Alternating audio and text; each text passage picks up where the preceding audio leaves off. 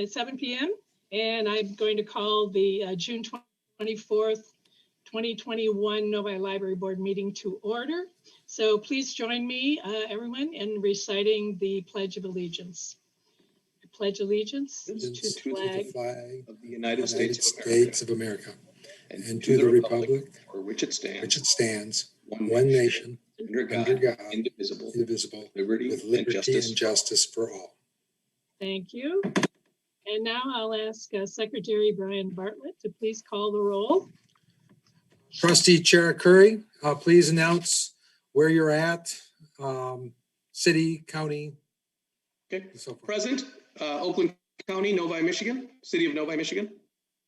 Thank you. Trustee Crawford. Thank you. Present, Oakland County, City of Novi, State of Michigan. Thank you. Trustee Dooley. Thank you. Oakland County, City of Novi, State of Michigan. I'm present. Thank you. Trustee Mitchner. I'm present. Thank you. And I am in Oakland County, Novi, Michigan. There we go. I think I covered it all. Thank you. Trustee Wood. Present, Oakland County, Novi, Michigan. Thank you. Trustee Yu. Present, Novi, Michigan, Oakland County. Thank you. And I'm Brian, Trustee Bartlett, and I am in Novi in Oakland County, State of Michigan. All present and accounted for.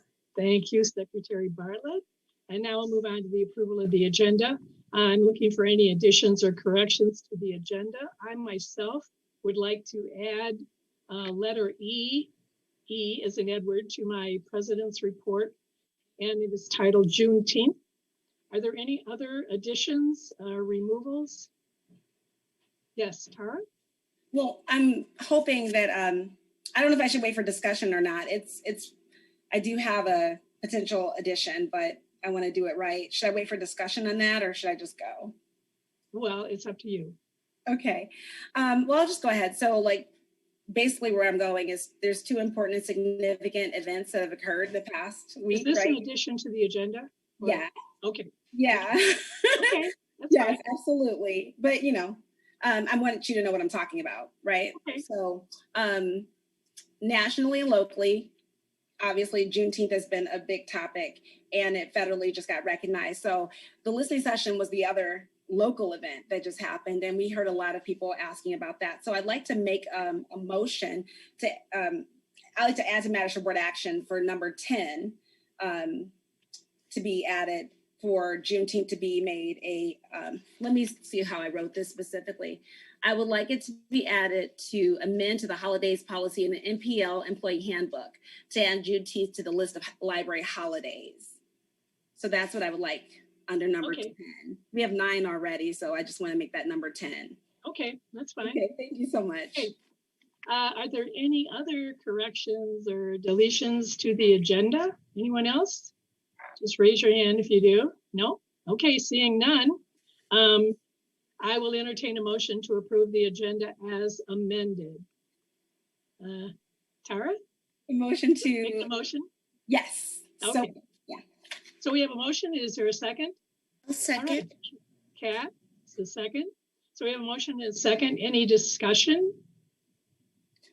Seeing none. Secretary Bartlett, please call the roll. Trustee Crawford. Yes. Trustee Dooley. Yes. Trustee Mitchner. Yes. Trustee Wood. Yes. Trustee Yu. Yes. Trustee Bartlett votes yes. Trustee Chair Curry. Yes. Motion passes 7-0. Thank you.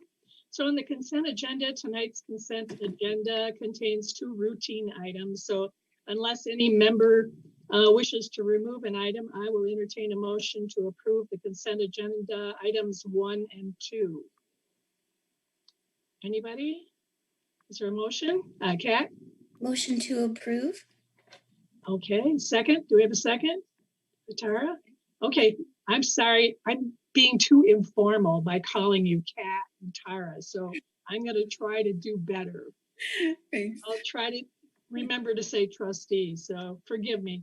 So we have a motion and a second. Is there any discussion about the items?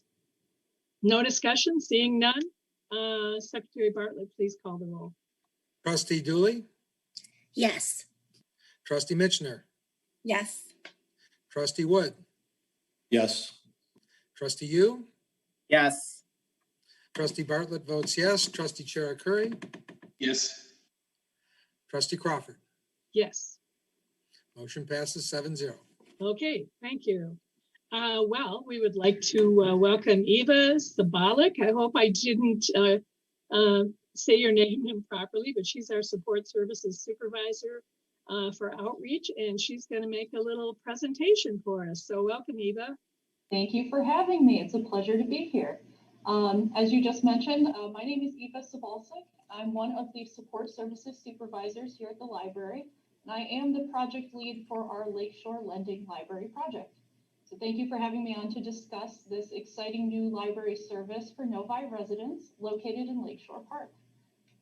Lakeshore Lending Library is Michigan's first self-service library kiosk.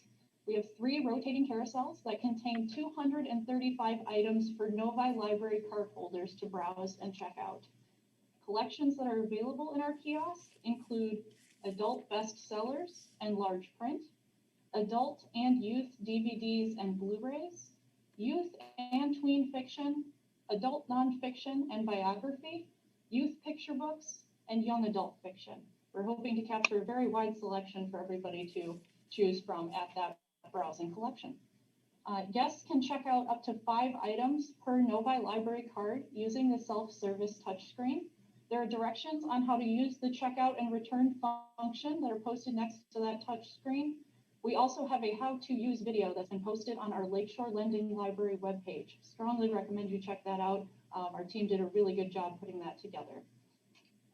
Guests can also conveniently browse the online catalog right at the kiosk for the items that are available in the kiosk, and they can check their account status as well. There is a side touchscreen that's available for them to log in and check that library account. The kiosk is available from dawn until dusk year-round. Our outreach team is currently visiting the kiosk 3 times a week to refill empty slots, check the return bins, and keep it looking tidy for our Novi residents. We just sent out over 9,300 postcards to Novi residential addresses between 12 Mile and 14 Mile Road the week of June 14th, letting them know that Lakeshore Lending Library has arrived. Information has also gone out in Novi Today's summer issue and the June and July issue of the Engage.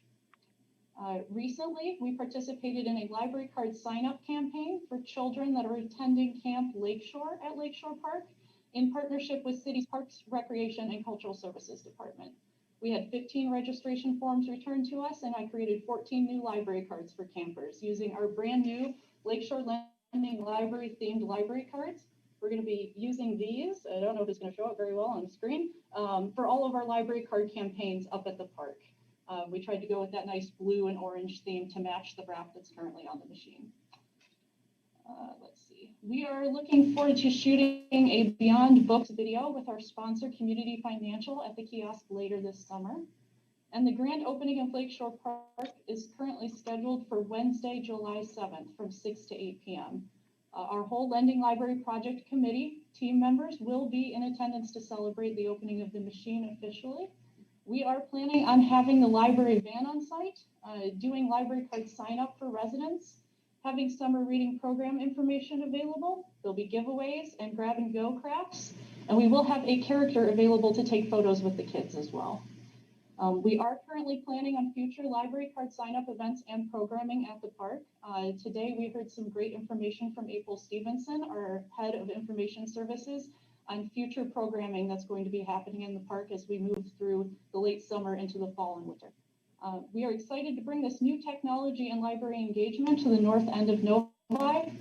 We hope to see strong usage from residents of Fox Run, as well as other North End communities, including Novi's newest senior living facility, Anthology. Thank you so much for having me on here to give you a little presentation about Lakeshore Lending Library. It's been a pleasure to be here. Thanks, Eva. That was very informative. Julie, I know you have something to say as well.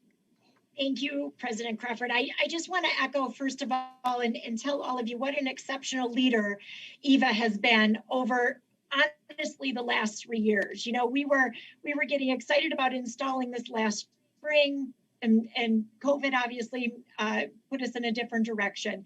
So Eva has steered our amazing ship very positively over the last few years. You know, we've been planning for a number of years for this project, and I was very proud to see her take it through to fruition, always staying positive, even when we had some downs because of changes. She always shared, you know, her utmost professionalism when it came to dealing with some of those trials and tribulations.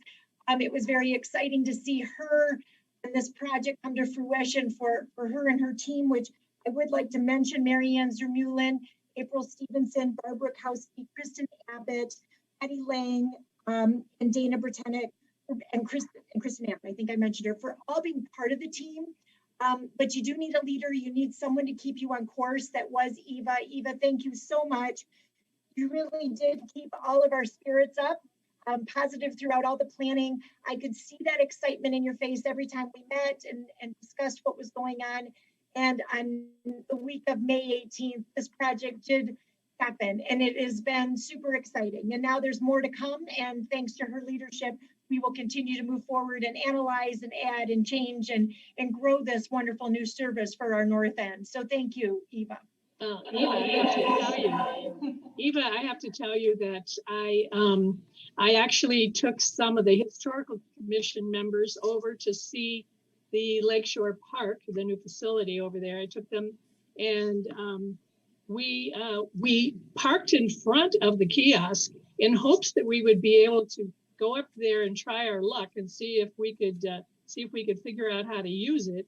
But unfortunately, or fortunately, whichever way you think of it, the kiosk was being used by Camp Lakeshore at that time. I mean, they were up there, so I was happy to see that there were people using it, but we didn't get a chance to try it. So I want to see if a person age 79 can walk up there and figure out how to do it. You know, I'm very low tech, so you know, I wanted to try it out, and it looked like it was very self-explanatory. So we were anxious. So does anyone else have questions for Eva, or, you know, any comments for Eva? Anyone?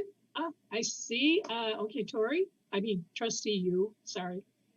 Thank you, Trustee Crawford. Yeah, so just a comment. So being a North End resident and an employee of Parks and Rec, specifically at Lakeshore Park, and also a teacher in the Walled Lake District, this has been an awesome project to see start and just kind of, and then now come to life. I typically work at Lakeshore on the weekends, and I'm always seeing people going up to the machine, whether it's to try it out, just kind of see what it's all about. And the comments I hear, they're just, I mean, the comments are, it's so cool. And when I tell them it's the first in the state of Michigan, that really gets their attention. That's really exciting to them. So thank you for leading this project. Just a sign to plant the seed that I'm hearing from residents of the North End. As the kiosk starts getting more usage and we kind of start analyzing how the usage is, some people are suggesting that if we can expand some of our other library services, like returning items to Lakeshore, whether it's at the kiosk or some kind of separate source, and also some kind of picking up holds. I don't know how that can work, but just passing on that's the feedback I'm getting as well. But thank you so much. Anyone else have any comments or questions? Trustee Mishner. Thank you. Hey, Eva, I just want to say job well done. My family and I drove through, it was a day where my kid needed to get outside, and it was awesome because he first ran to the bookcase just to look and see what was in there at Lakeshore. And that was I think it was the week that it got all done. But it was nice to see it come to fruition because, as Julie can tell you, I've been around for some of the talks about it before it even became a thing. And we looked at old school vending machines that look like the ones that your popcorn comes out of, that, this looks really good. So great job. And I'm looking forward to using it and to pointing people towards it. And I agree with Trustee Yu that a lot of people were pointing at it and talking about it as they were walking around. So it's getting a lot of fanfare already. Okay. Anyone else? All right, seeing none, and thank you again, Eva. Thanks for your report, your program. Thanks. Thank you so and now much. moving on to reports, we have our students with us today, and I don't know if Sarah or Tarun either have anything else to add to what is in the packet, but if you do, just unmute yourselves and go ahead. Speak to us. Do you have anything to add? We don't really have anything to add, but we will report the May 2021 report for you. So okay, so this is your last official meeting, correct? Yes, it is. Okay. Okay. Tarun, anything from you? Or Sarah, did I cut you off? Was there anything else you were adding? Oh no, I was just gonna present the report for the. Okay, sure, go ahead. Okay, so for the tween and teen library programs in the month of May, there was the iCube Tween and Teen and Adult Grab and Go Kit watercolor floral pop-up card, which was held on May 3rd. The template for the card was actually made with the iCube Circuit Maker cutting machine, and guests then watched a creative bug video tutorial to learn how to paint a bouquet of flowers and assemble a beautiful pop-up card. Watercolor, paint, and brush were also included, and attendance was 35 people. The teen and adult grab and go craft kit Crystal Ball Tea Bomb was held on May 17th. Guests learned how to make crystal ball tea bombs with isomalt, which is a sugar substitute. Once formed and filled and dropped in hot water, the spear would actually kind of melt away and reveal the tea and loose leaves for a satisfying and delicious hot drink. And attendance was 40 people. And for the Between the Pages Tween Book Club Trivia was held on May 19th. Guests read Once Upon an Eid, Stories of Hope and Joy by 15 Muslim Voices, edited by S.K. Ali and Aisha Saeed, and answered trivia questions relating to the book. And attendance was 4 people. And for the Teen Space update, it is still the same due to the executive order limiting indoor gatherings and social distancing. So for the Teen Advisory Board update, the 9th and final TAB meeting of the 2020-2021 school year was held virtually via Zoom on May 21st. The meeting kicked off with an icebreaker in which teens stated their names, grade, and school, and their summer plans. After the icebreaker, speeches for the TAB officer elections were given for the open positions. Following the speeches, TAB members voted and new TAB officers for the 2021-2022 school year were announced. Ms. Gochai and the current president thanked the members for all their time and hard work this year. TAB meetings will resume again in September of 2021 during the next school year. The attendance for this meeting was 15 people. For our upcoming programs, we have the Sticky Fingers virtual cooking class, which is a Japanese-inspired cuisine, the Between the Pages Tween Book Club Trivia on July 21st, Drive-Through Party, halfway point of summer reading program on July 25th, iCube Tween, Teen, and Adult Grab and Go Kit on July 26th, and Mad Science of Detroit Tales and Tales July 29th. And then you can see in the picture right there, this is the May Teen Stop display, which was recognizing Asian Pacific American Heritage Month with young adult fiction titles. Oh, very good. I must tell you, so you said the Sticky Fingers, that's the Japanese cooking. Is that the Japanese cooking? I'm interested in sticky fingers, right? Because Southern cooking, I mean, my family came from the South and we did sticky finger cooking too. So anyway, I'm kind of happy to hear about all the programs, and I love icebreakers. I think that's just a great thing to do to get everybody to know each other really better. So I'll ask other members or trustees if they have any questions, or because this is it's not your last meeting. You're going to join us in July, and you are going to stop and pick up your little well, we can't even talk about it, your little surprise gift that you're going to get from the library sometime. But then we'll have you with us again in July so that you can give us your take on the whole year and how it's turned out for you, correct? Absolutely, yeah. And I just want to say it's been a privilege serving, but I'll give my whole going away spiel next month. Oh boy, okay, it'll be a long meeting then, no doubt. Okay, well, thank you very much, both of you. We really appreciate all that you've done, because we know that it's in your busy schedules and everything, that this is not an easy thing. People just think, well, you just have to show up for a meeting, but obviously you've been doing a lot. So we do appreciate you, even though we don't say it frequently enough. So thanks for all that you do, both of you. Very proud of you, by the way. Very proud of you. So yeah, hand claps for them. That would be good. Thanks. Thank you. Okay. We'll see them in July, I guess, in person for sure. Okay, moving along for my report. There's nothing to report on strategic planning goals, and there's no update on the goals document yet. You all know, and we're looking forward, all of us are looking forward to, I've heard from you anyway, but we're looking forward to the board retreat this Saturday. I really respect everyone's time because I know you all have very limited schedules with your busy life already. So I really am going to respect the time that we spend. And Julie, Director Farkas, has managed to get some top people to come in and speak to us. And I know it's going to be very, very beneficial for us. So I'm really looking forward to it. And if you haven't already told Julie what you would like to have for lunch, that's a big thing, you know. I mean, in a conference of any kind, we must eat. So, you know, tell Julie from her choices what you would like to have to eat. And you all saw in the packet, there was the Library Board Committee assignments chart, which is very helpful too.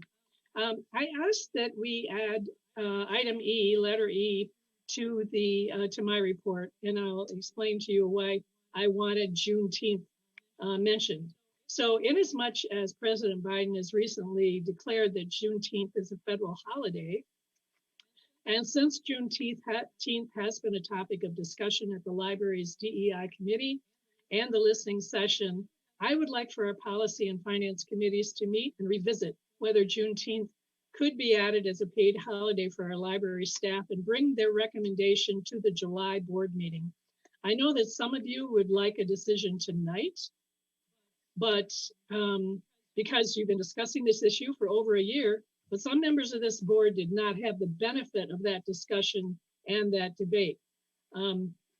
Boards, commissions, and committees have a process for a reason.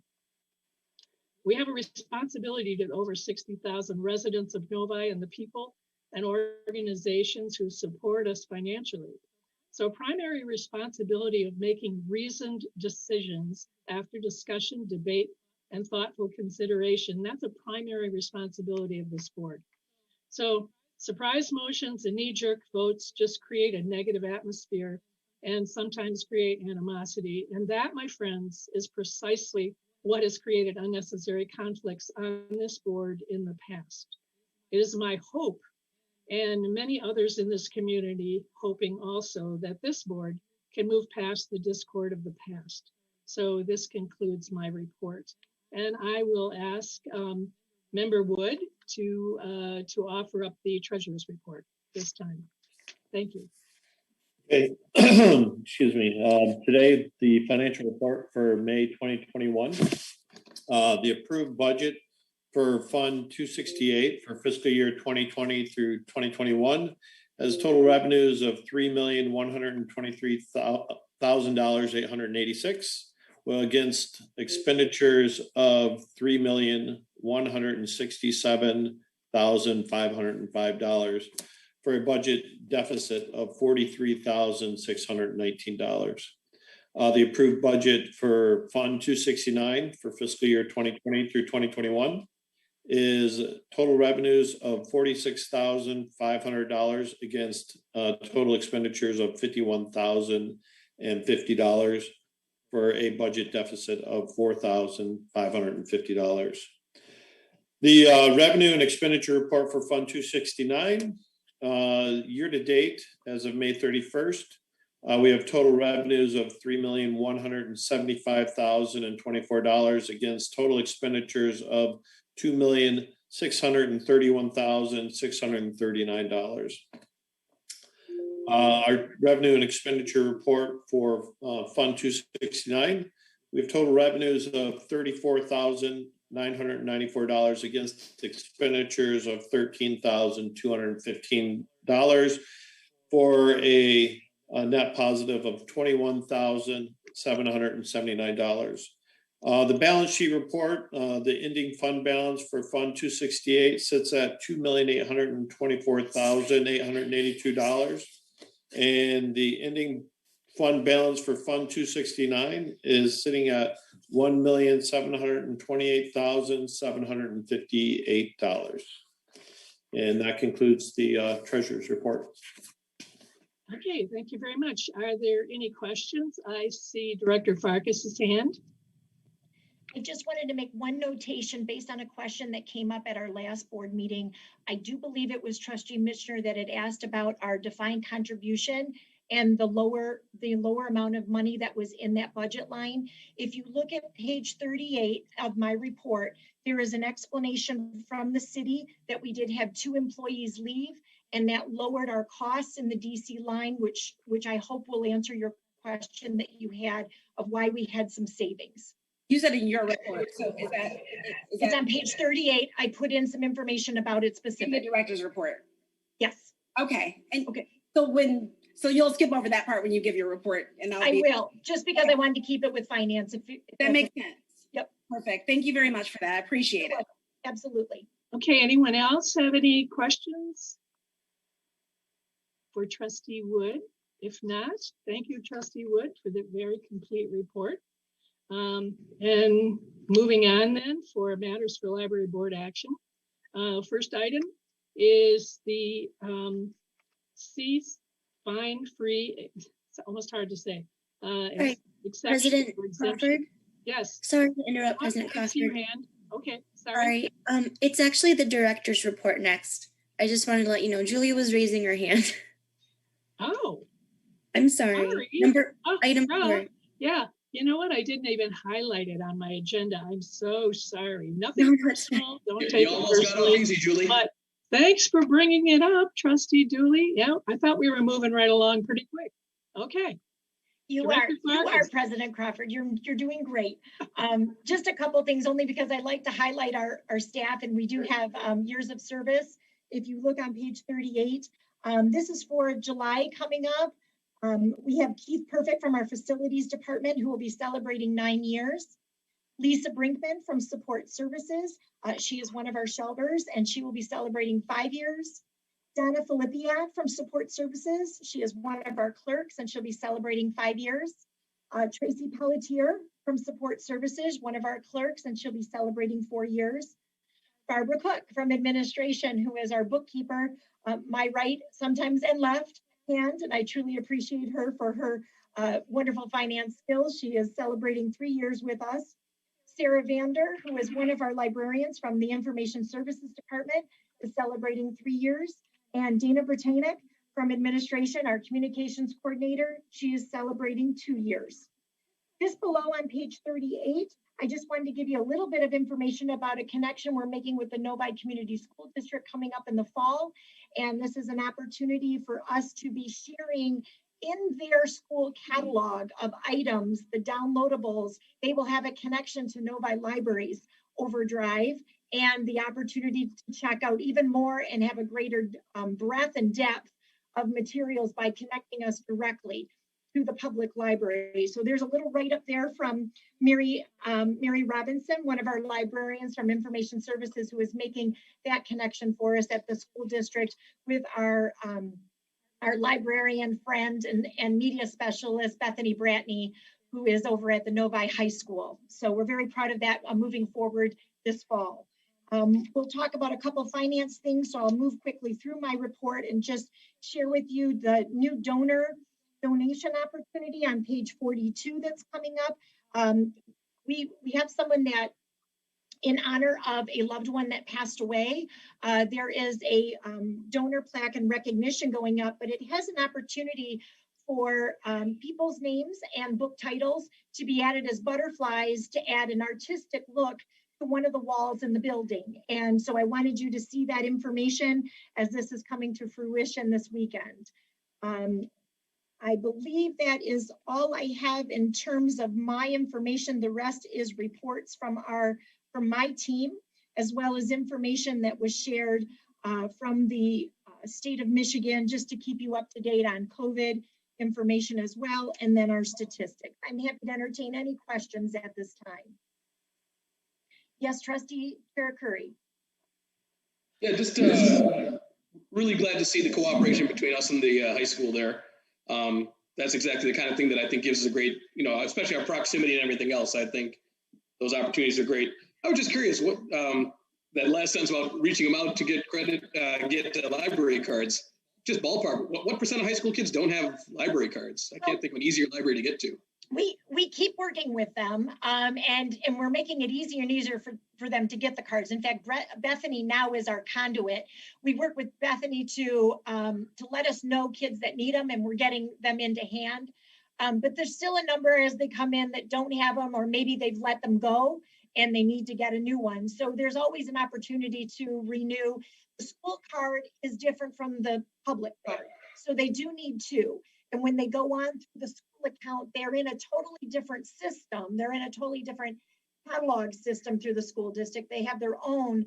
So they're going to go in through SORA, which is the school's component of Overdrive, but then they get the other opportunity without having to leave it, go into our information and our resources. So we're very excited to be making that connection this year. I mean, if you just had to guess what kind of number, like what percent of our, what do we have now, 1,000 high school kids or something like that, roughly, or 12? There's over 2,000 students in the high school. I'd be happy to get you the number. I know that Mary Ann. Just a ballpark is good. I just can't think of an easier library. I'm surprised it's not like 95%, right? You can't actually leave without walking through our lot. So. Yeah, but we still have work to do. That's what I'm going to tell you for sure. And this is also being extended to the middle school as well. So we're very excited that it'll keep going, and then we'll be working also with the elementary schools. So the component of SORA that's through Overdrive, their representative now from the school perspective is going to be working with us to get everybody on board and knowing that they've got this connection with us as the public library. Okay, great. Thank you. Anyone else have any other comments or questions about the report? Okay, now we will move. Oh, Julie, did you have something else? Oh, okay. Okay. All right. And I apologize for missing you.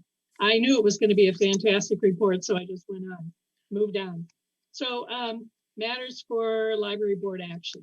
The number one is cease fine-free exemption status for materials returned late due to the pandemic, beginning Tuesday, September 7th, 2021. So I will entertain a motion. Member Bartlett, did you have a question?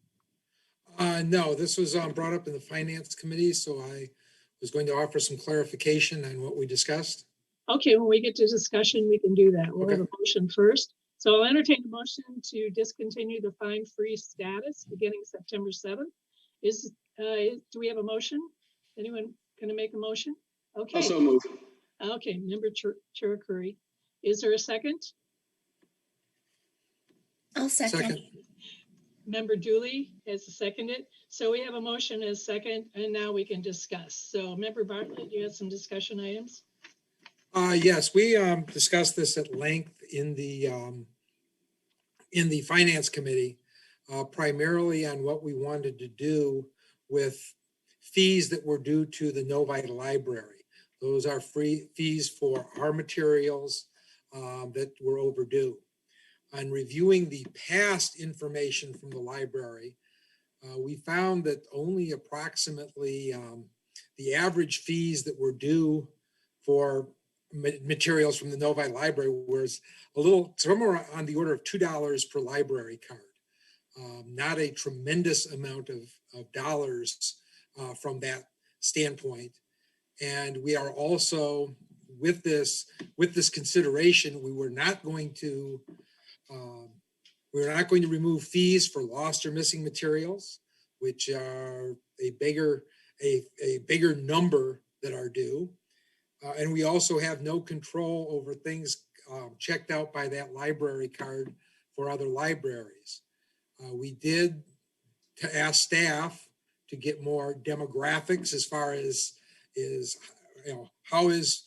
do we have a case where 10% of the library cards are 80% of the fees? How is this distributed? How are the fees due throughout the library base for revisiting later, but at least for startup, because we are going to be collecting fees for the first time since COVID to instruct the library to start up the fees based on the old schedule. So that was our thought process in coming up with this recommendation. Okay, any other discussion? Member Michener? Making sure I'm unmuted here. I need a clarification before I move on. I kept hearing Trustee Bartlett say fees instead of fines. Do you want to define what you mean? Do you mean fines? Oh, sure. Or do you mean fees? I mean late fees. They're called. So do you mean? I'm sorry. So fines are, and I don't want to be too litigious about this, but it is a difference. So a fine is like when per day the money adds up. A fee is more so like a loss, like I kept your book and you're not getting it back, right? Oh, okay. So okay. Well, from that description, fines would be the late fines. I appreciate Fees it. would be lost materials, which is understandable. Thank you so much. We were never going to get rid of the lost material cost. We were talking about possibly reducing the fine cost. We felt we needed more demographic information before we could make that call. Awesome. So I do have discussion, but I needed, because you said it the way you did, I needed to make sure I knew what I was talking about. So thank you for clarifying. I'd like to continue if I have the floor. Thank you. So I've been doing research for a couple of years now on this topic. There's a lot of really good TED Talks out there. I think I mentioned a few things last week. And I've also gotten a lot of really good information from Library of Michigan as well, and some of the MLA breakout sessions from the conferences that we attend. The best thing that I found was from Government Alliance on Race and Equity. And they do a lot with race and equity in libraries. One of their quotes that speaks to us is, if our nation is to live up to its democratic ideals that all people are created equal and treated fairly, racial equity and inclusion must be at the forefront of how we shape our policies, institutions, and culture. And that is not mine. That is Annie E. Casey Foundation from Race, Equity, and Inclusion and Action Guide. So that is where I'm going to give you information from. It's not from my head, but it's from what I researched, and I thought it was helpful. So there's definitions of racism, and don't worry, this will be brief, but individual interpersonal racism covers bigotry or discrimination by an individual based on race. Institutional racism covers policies, practices, and procedures that work better for white people than for people of color, often unintentionally, right? And then there's structural racism, a history and current reality of institutional racism across all institutions, combining to create a system that negatively impacts communities of color. That being said, they give a little graph of how fines tie into that. So for the interpersonal piece, it may play a role when library staff apply subjective criteria to enforcement of library policies. In the case of library fines, staff decide whether to renew a lost item to give a patron more time, mark it as claims returned, or waive charges. These decisions are largely based upon staff judgment where implicit bias may play a role. So that's the interpersonal racism that could, that research has shown comes up in this fine issue. Institutional comes up when it's present when a library's enforcement of fines has a disproportionate impact on people of color who are overrepresented among low-income populations due to the racial wealth gap. And then lastly, structural racism, and that deals with whenever libraries rely on revenue from fines to cover general operating expenses to the extent that people have difficulty paying these fines. The negative consequences for them mean that they might feel like they're blocked from the library or be blocked from the library in some cases.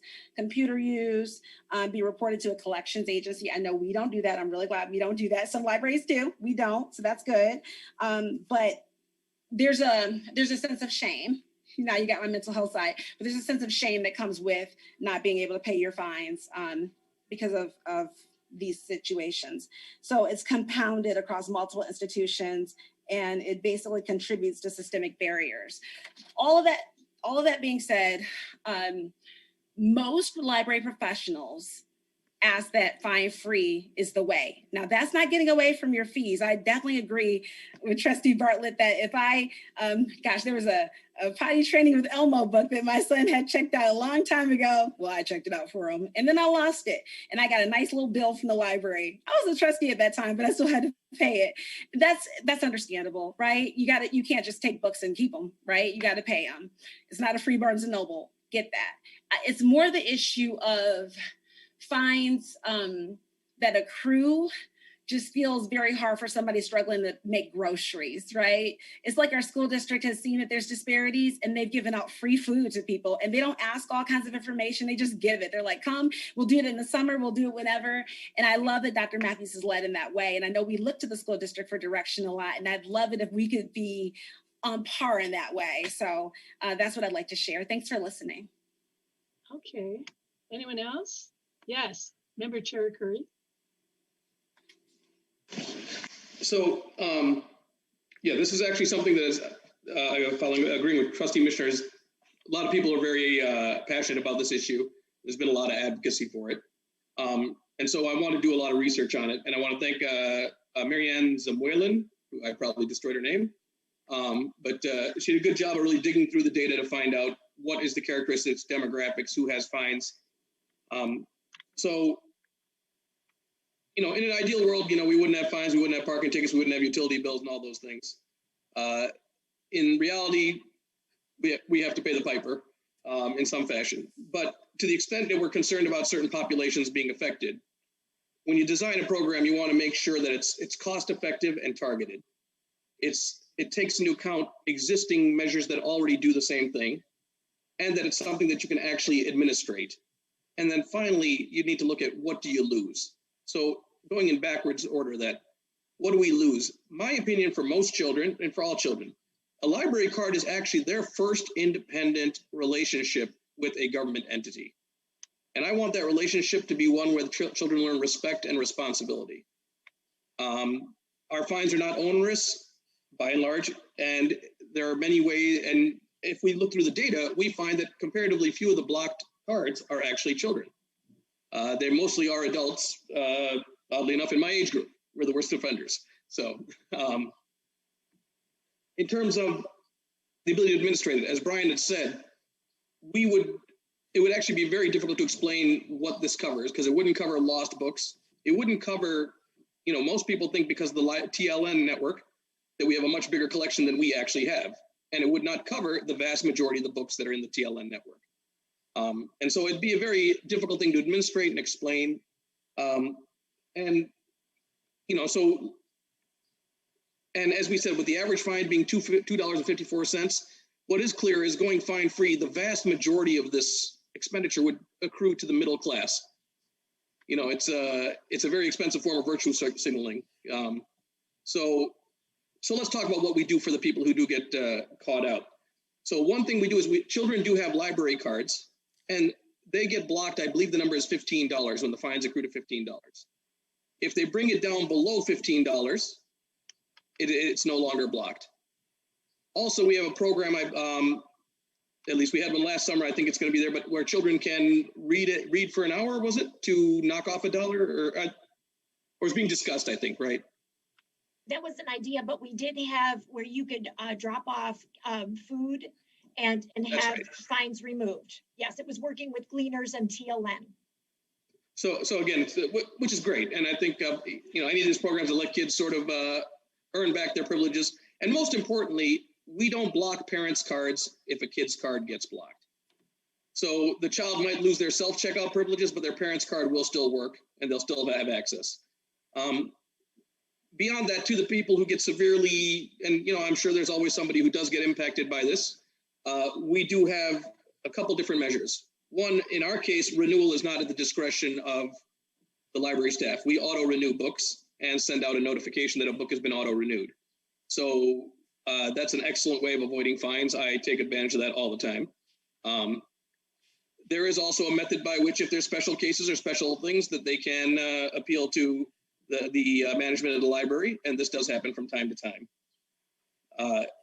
And then finally,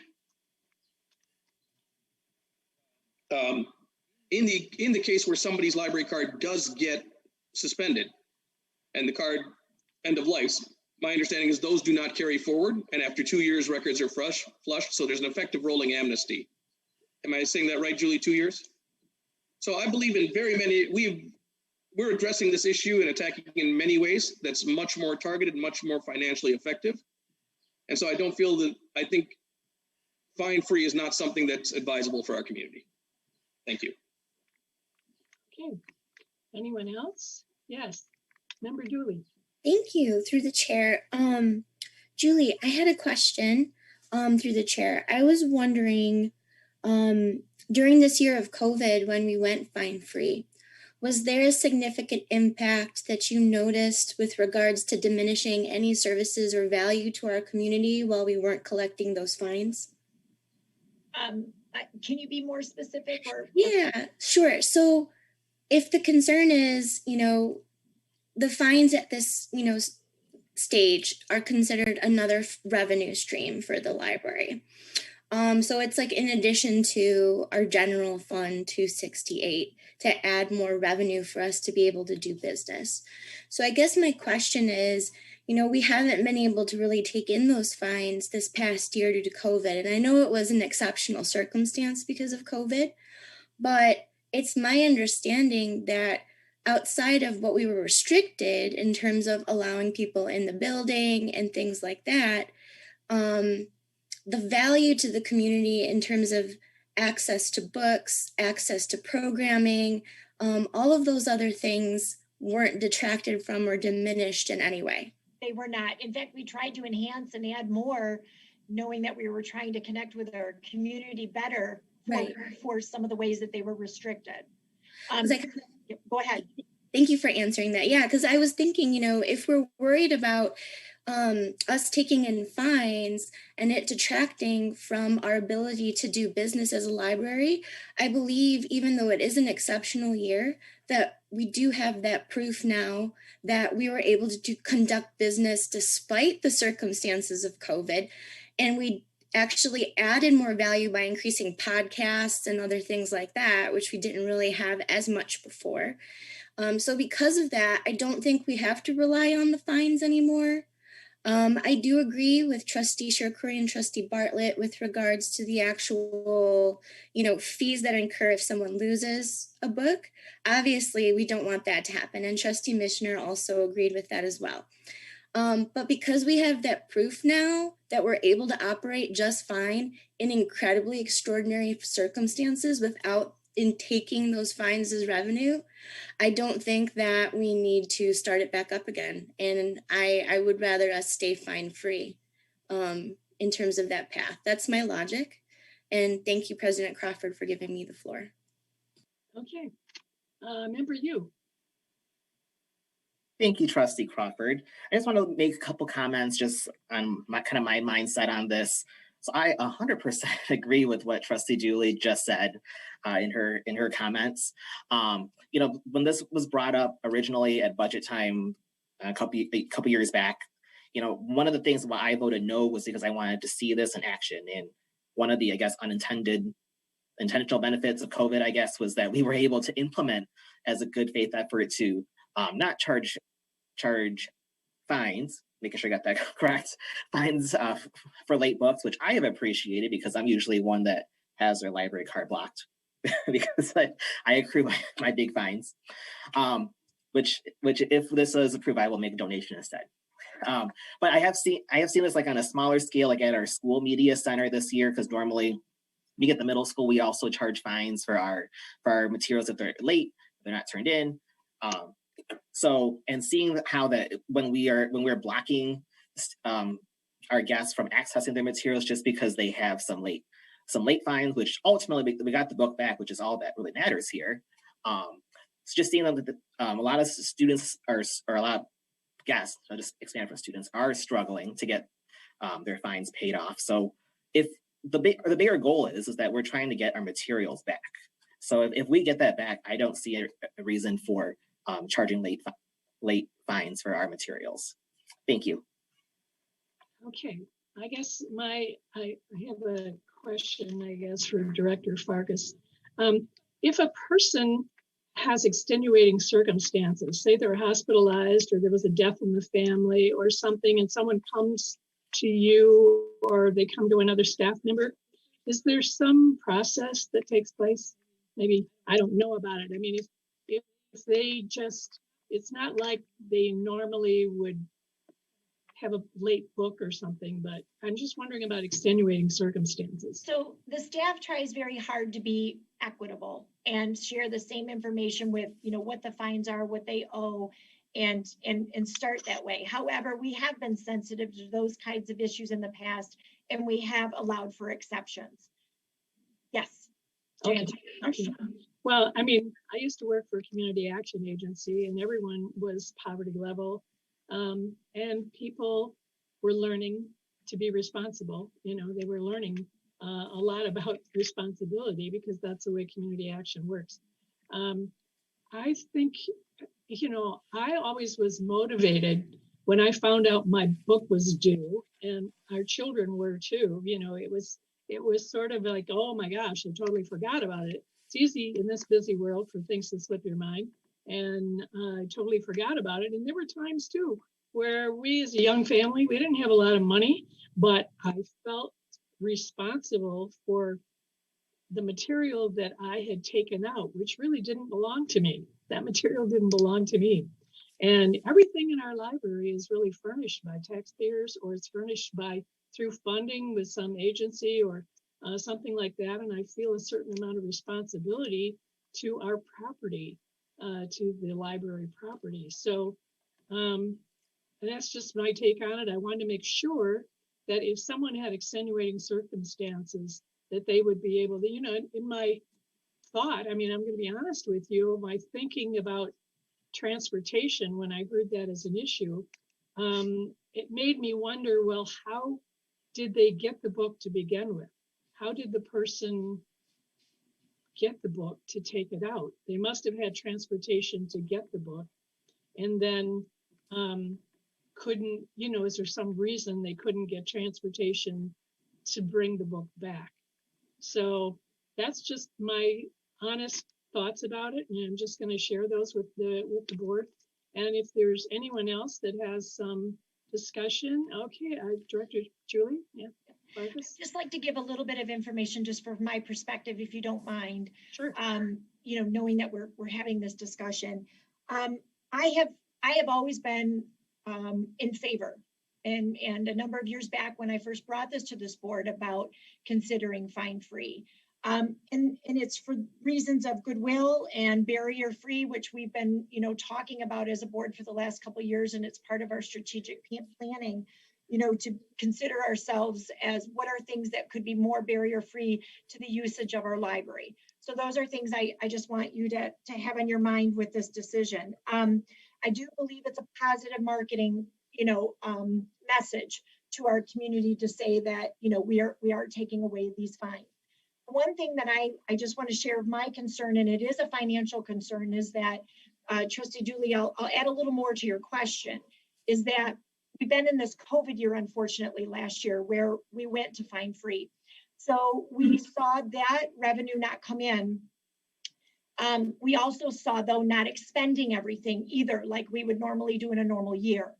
So because of that, we haven't actually been able to do apples to apples, if that makes sense, with revenue coming in from the fines and the expenditures going out that would normally happen in a year, to see where we kind of stand with the bottom line. So I just want to put that out there now, just as you understand it, because of COVID. I am in favor of fine-free. It is something I've talked about with a number of our board members in the past and past board members before. We don't have a lot of Michigan libraries that are doing fine-free, though. However, I've given you some information, and it is trending across the nation, but it's not trending big in Michigan yet. And in our TLN, it's not that big yet. We would be one of the biggest in order to do that and to put that out there. So I just want to make sure that information is out there as well. I appreciate your time. Thank you. Okay, Member Bartlett. I had one question then for Julie through the chair, and that is regarding the network. Say we go fine-free, Novi is fine-free, or patrons see it as fine-free. They have a TLN, they have a library network item that they have from a library that's not fine-free. Now, should that go into a delinquent status? It would. Is our library responsible for the fees? So does it pass through the library card, and do they accept the fact that through our library card they're not getting paid? Yeah. It's a great question. If a patron borrows a material from another library, which is not a Novi material, the fines, if that library does have fines, those fines would go on and they would be accrued and they would go back to that particular library. So we are only talking about Novi residents and Novi materials. It does not, I can't speak for the other libraries. We do have some libraries that we neighbor with. Lyon Township, I am aware of, they are fine free. So Lyon Township people coming into our library and borrowing a Lyon Township material or a Novi one, if we were fine free, they wouldn't be dealing with the fine if it was returned late. But there are a number of libraries that do not have fine free in our consortium. We would make sure that they were being paid back. So we would be, as a library, we have to reimburse them. We have to collect the fines for those materials if they're late for other libraries. We would be doing that. It's only on Novi materials for Novi patrons. Thank you. I can't make rules for other libraries. We can only focus on Novi. Correct. Yep. Okay. Anyway, okay, Member Dooley. Thank you. Thank you. If it pleases the chair, thank you for the floor. So I have another question, and I'm asking the trustees and the makers of the motion to think about it. How much data do you think you would need to be able to figure out the apples to apples comparison? Because right now in the motion as it stands, it's talking about September 7th being the day when we kind of start back up again, which is logical because that's when school starts back up. Would you consider reverse engineering this in terms of getting your data and extending the time before we start the fines back up again to kind of see what it looks like now that we're opening back up, what it looks like without incurring those fines before we start enacting again, so you can have a better apples to apples comparison. Would anyone entertain that is what I'm asking. What I was... You're okay. Go ahead. What I was looking for is a number of different measurements where we understood the distribution of fines within our network, the distribution of fines to other libraries for the liability situation that we just highlighted, where we as a library should we go fine free? And one of our patrons says, I don't understand.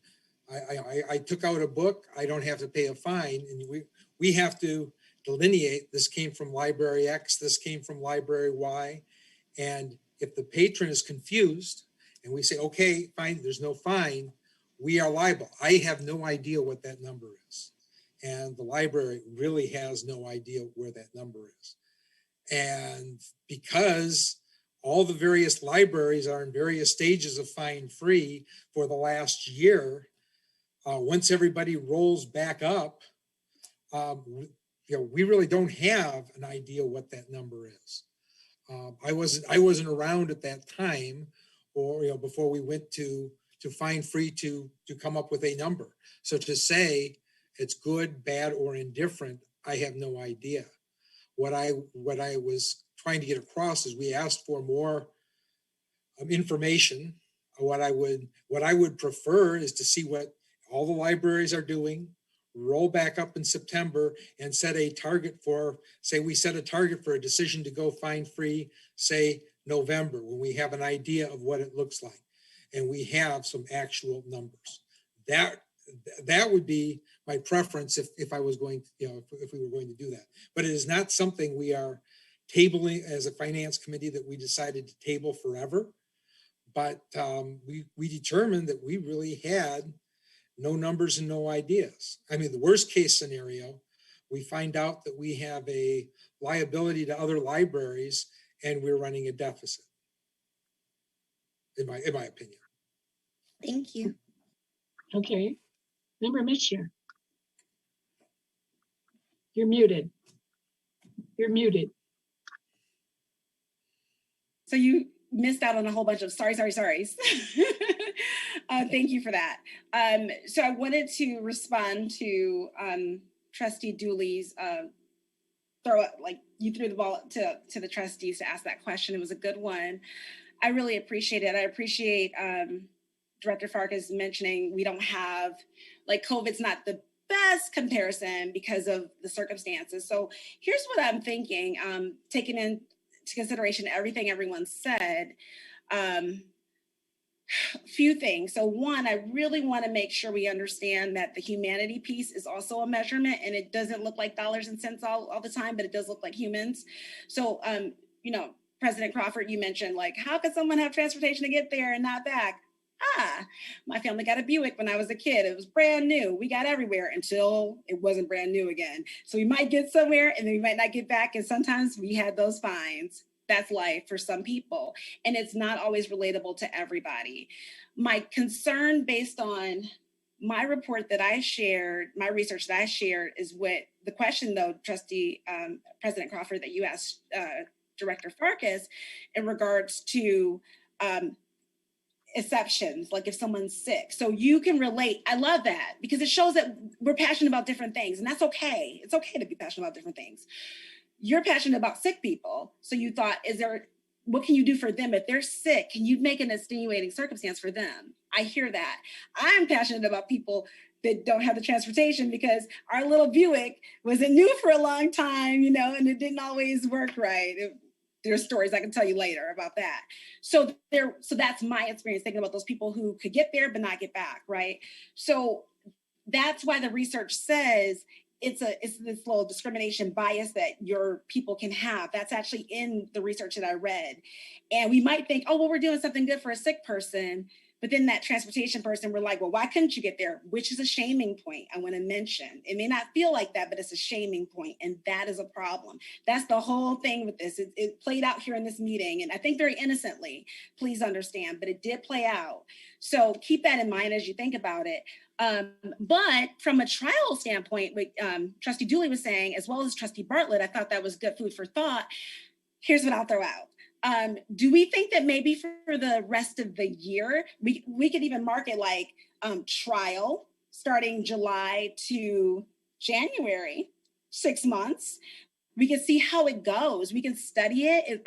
Sorry, I'm a research person. We can study it, evaluate it, kind of look at it deeply, understand like, okay, we told people fine free for 6 months because we understand COVID happened. So we're going to do this grace period for you, right? If I could play around with that, but I think also we get the data that we need to understand that we don't have. I think that's so from a marketing perspective, which Director Farkas mentioned, it does show, hey, we care about you. We are one of the main bigger libraries in Michigan that does this.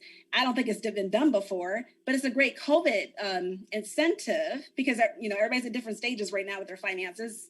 But also it doesn't lock us in if we don't like it. It's just a 6-month grace period. So July's coming up. So if we looked at July to January, nice 6 months. So that's what I would propose on my end. Thank you so much for listening. Yes, Director Farkas. Just for point of clarification, for doing 6 months, it would be July through December. Yep, that's all. Just right. So that we're on the same page. Thank you so much, Trustee Mitchner. We are. So my point was, so July through January, my thought was like January start.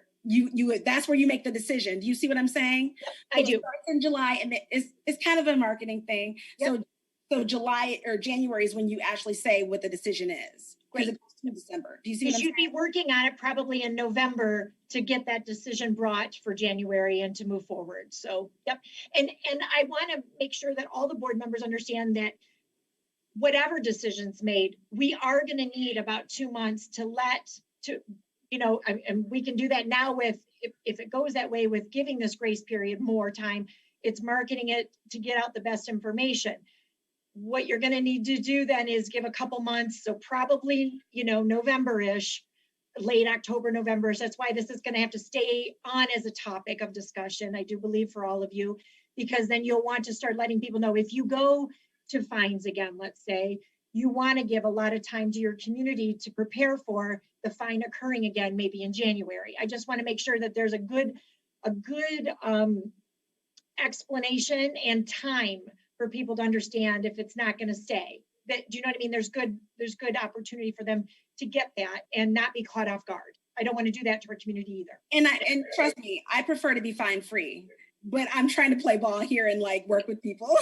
So just putting that out there. And I just want to make sure that communication for our residents is the most, do you know what I mean? They get the most benefit by knowing about it with lots of time to plan. I look for everything that as well. I'm doing is for the residents, trust me. Well, would it, you know, and I guess this question goes to the Finance Committee as well as Director Farkas. I'm wondering if, you know, how will we really, unless we implement this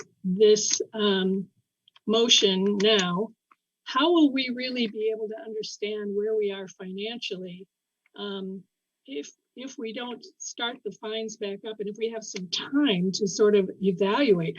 I would like more information regarding the people that are paying fines. I mean, if it's possible to find out more information about them, you know, is it the same people over and over again? Is it, you know, are there extenuating circumstances? I mean, I would like a little bit more information about this group. If we know, I would like some time to really think about it. I don't want us to fine people if people can't pay fine. You know, I don't want to make it problematic, but I do believe in my heart that it is a motivating thing if there's some penalty in a way if you're not getting our property back to us. So that's sort of the way I'm thinking.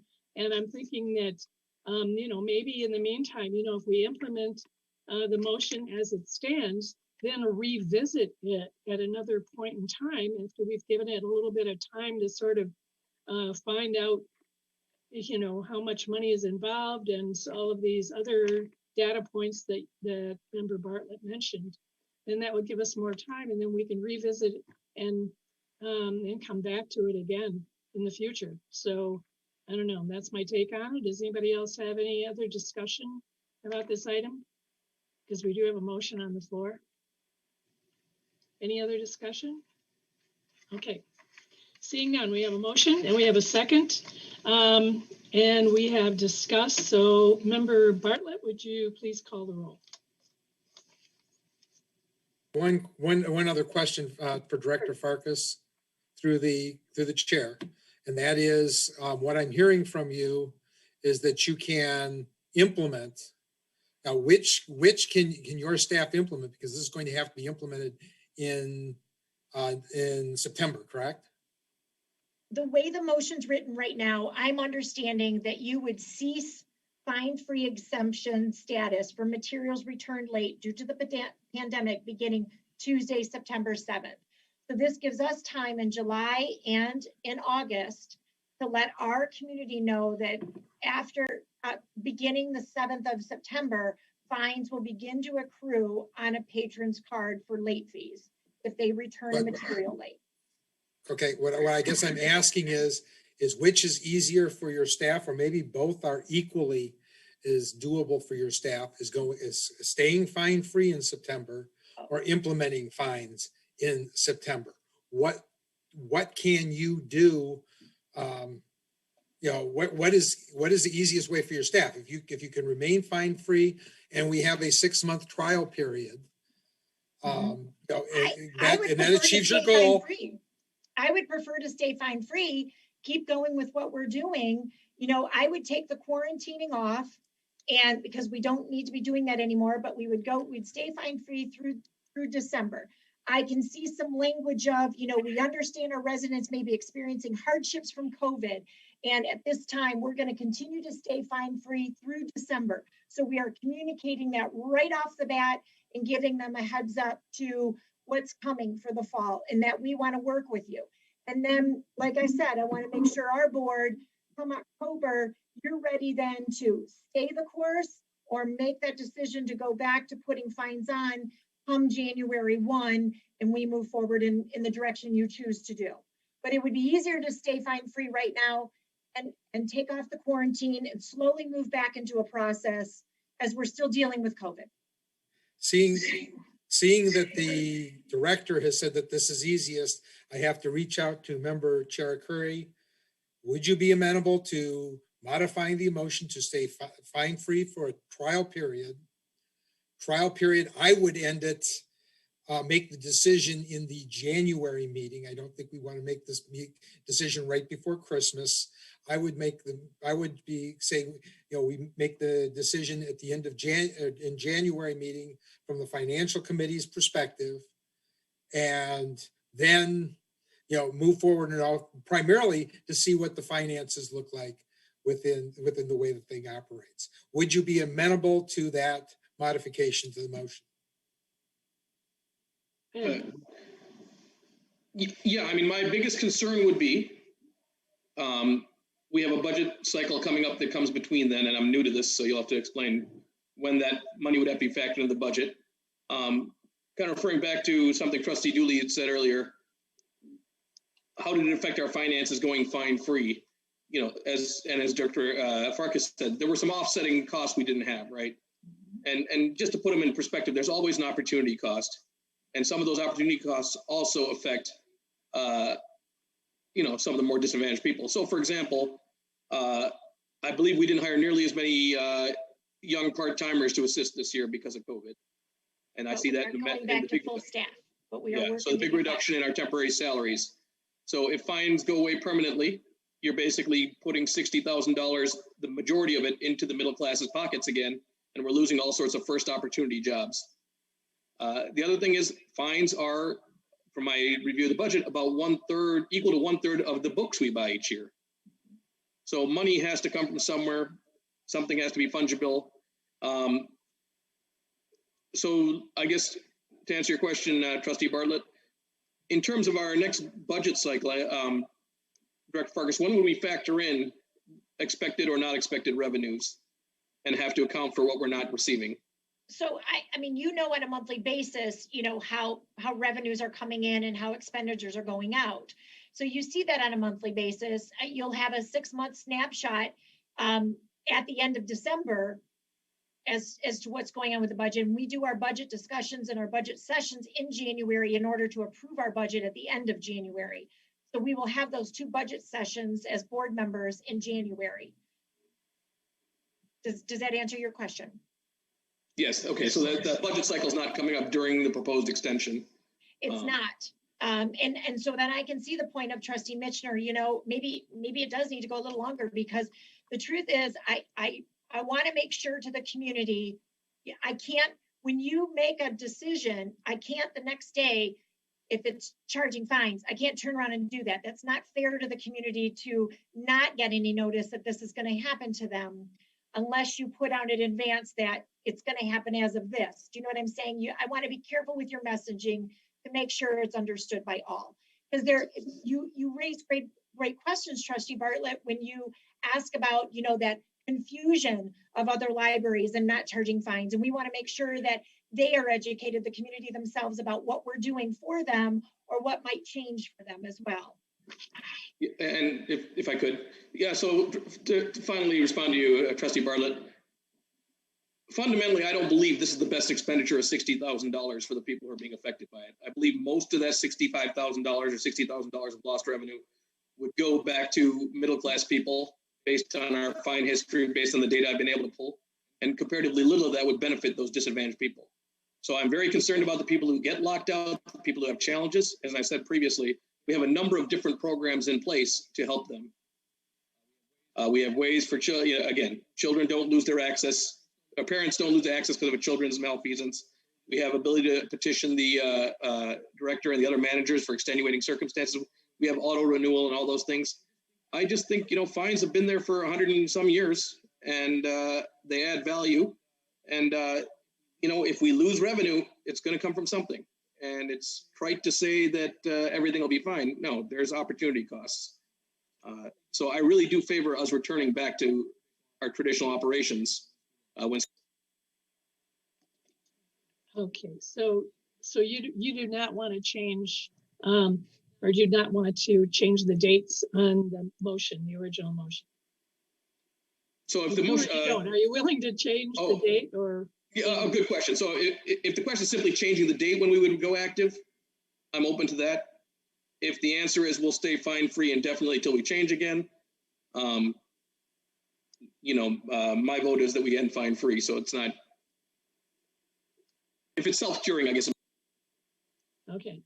Member Bartlett, do you have any suggestions? You're muted. No, I was asking, I mean, at this point, there's a motion on the table, and I asked if the motion would change to a fine-free trial period. And that has, that has not been approved, so. Okay. Okay, Member Mitchner. Thank you. And my hand was only up because Julie had, Director Farkas had mentioned me and something she said. And I wanted to assure her I understand where she's coming from as far as like short notice. So that's why I wanted to say, like, we can make this a really great opportunity with Trustee Dooley having an amazing marketing background and being now our marketing chair. We could like make this a thing where people actually have 6 months notice that this will not last forever, but this is just a COVID thing.